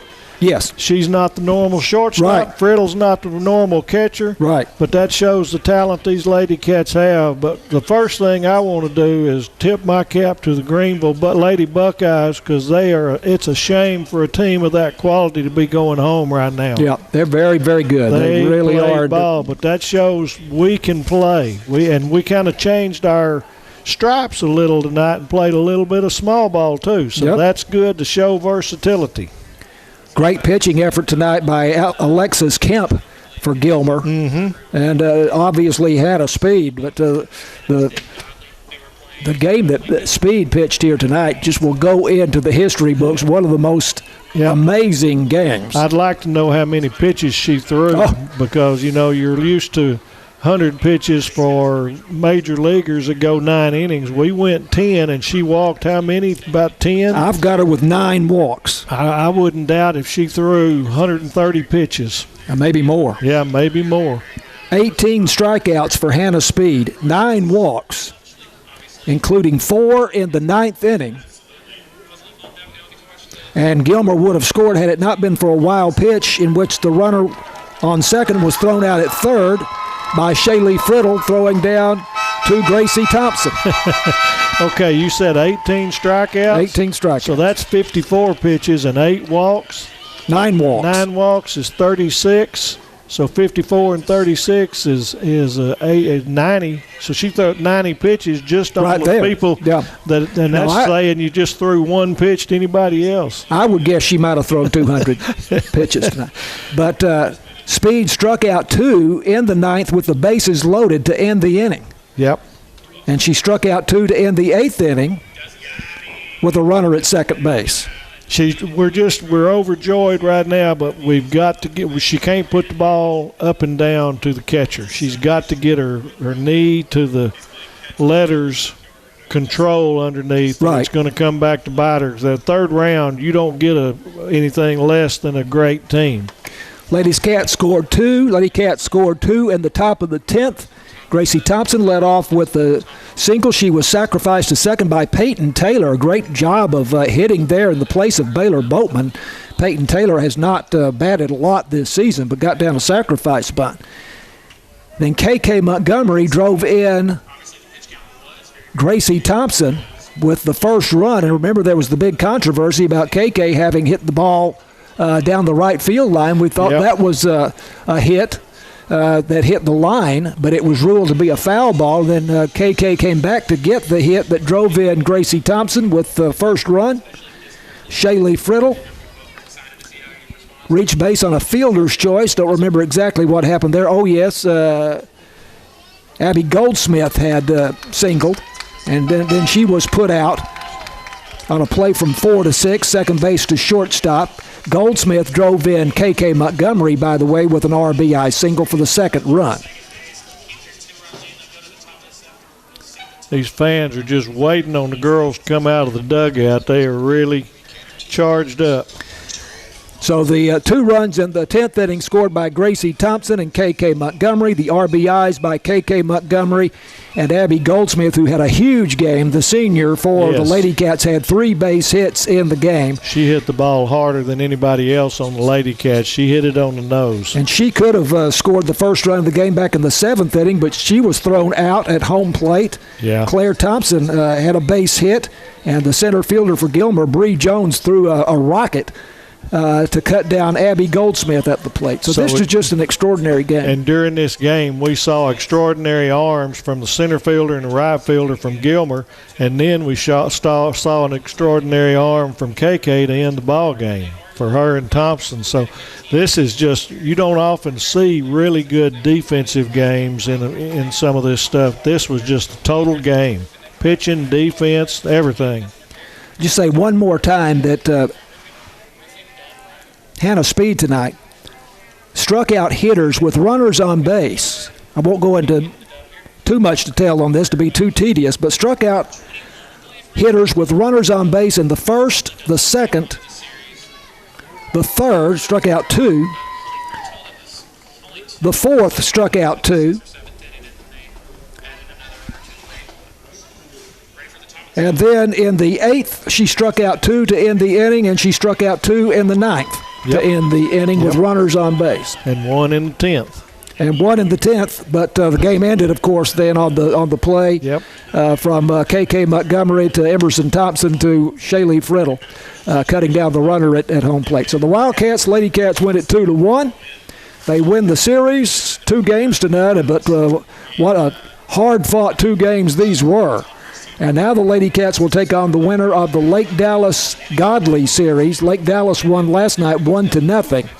And we'll see how that comes out. Godley is the number 10 ranked team in the country or in the state, but the Lady Cats are ranked 22nd. So that would be a great and moving up contest and moving up.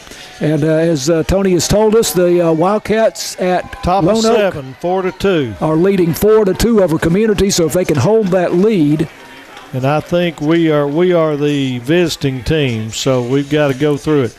We also don't want to sign off without saying keep Baylor Boatman in your prayers. She left injured and looked like she probably went to get some x-rays or something, and so we trust that she's in good hands. Had a lot of family here with her, and want to keep her in thoughts and prayers and hope she can come back, because if she can't, then the Lady Cats go into the next series with a huge hole in their lineup. Right.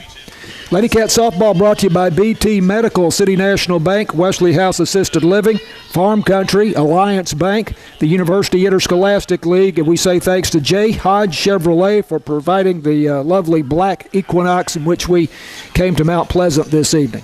So Sulphur Springs wins it 2-1. A remarkable game it was, and the Lady Cats win this area round series, and they move on now. What would that be? The quarterfinals? Regional quarterfinals. Regional quarterfinals.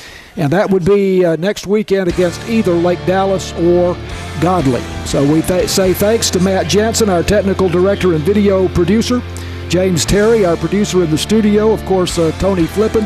Couldn't do it without him, and doing the color commentary and the play-by-play in the middle innings. 2-1, the Lady Cats win. I'm John Mark Dempsey, and we say good night from Mount Pleasant.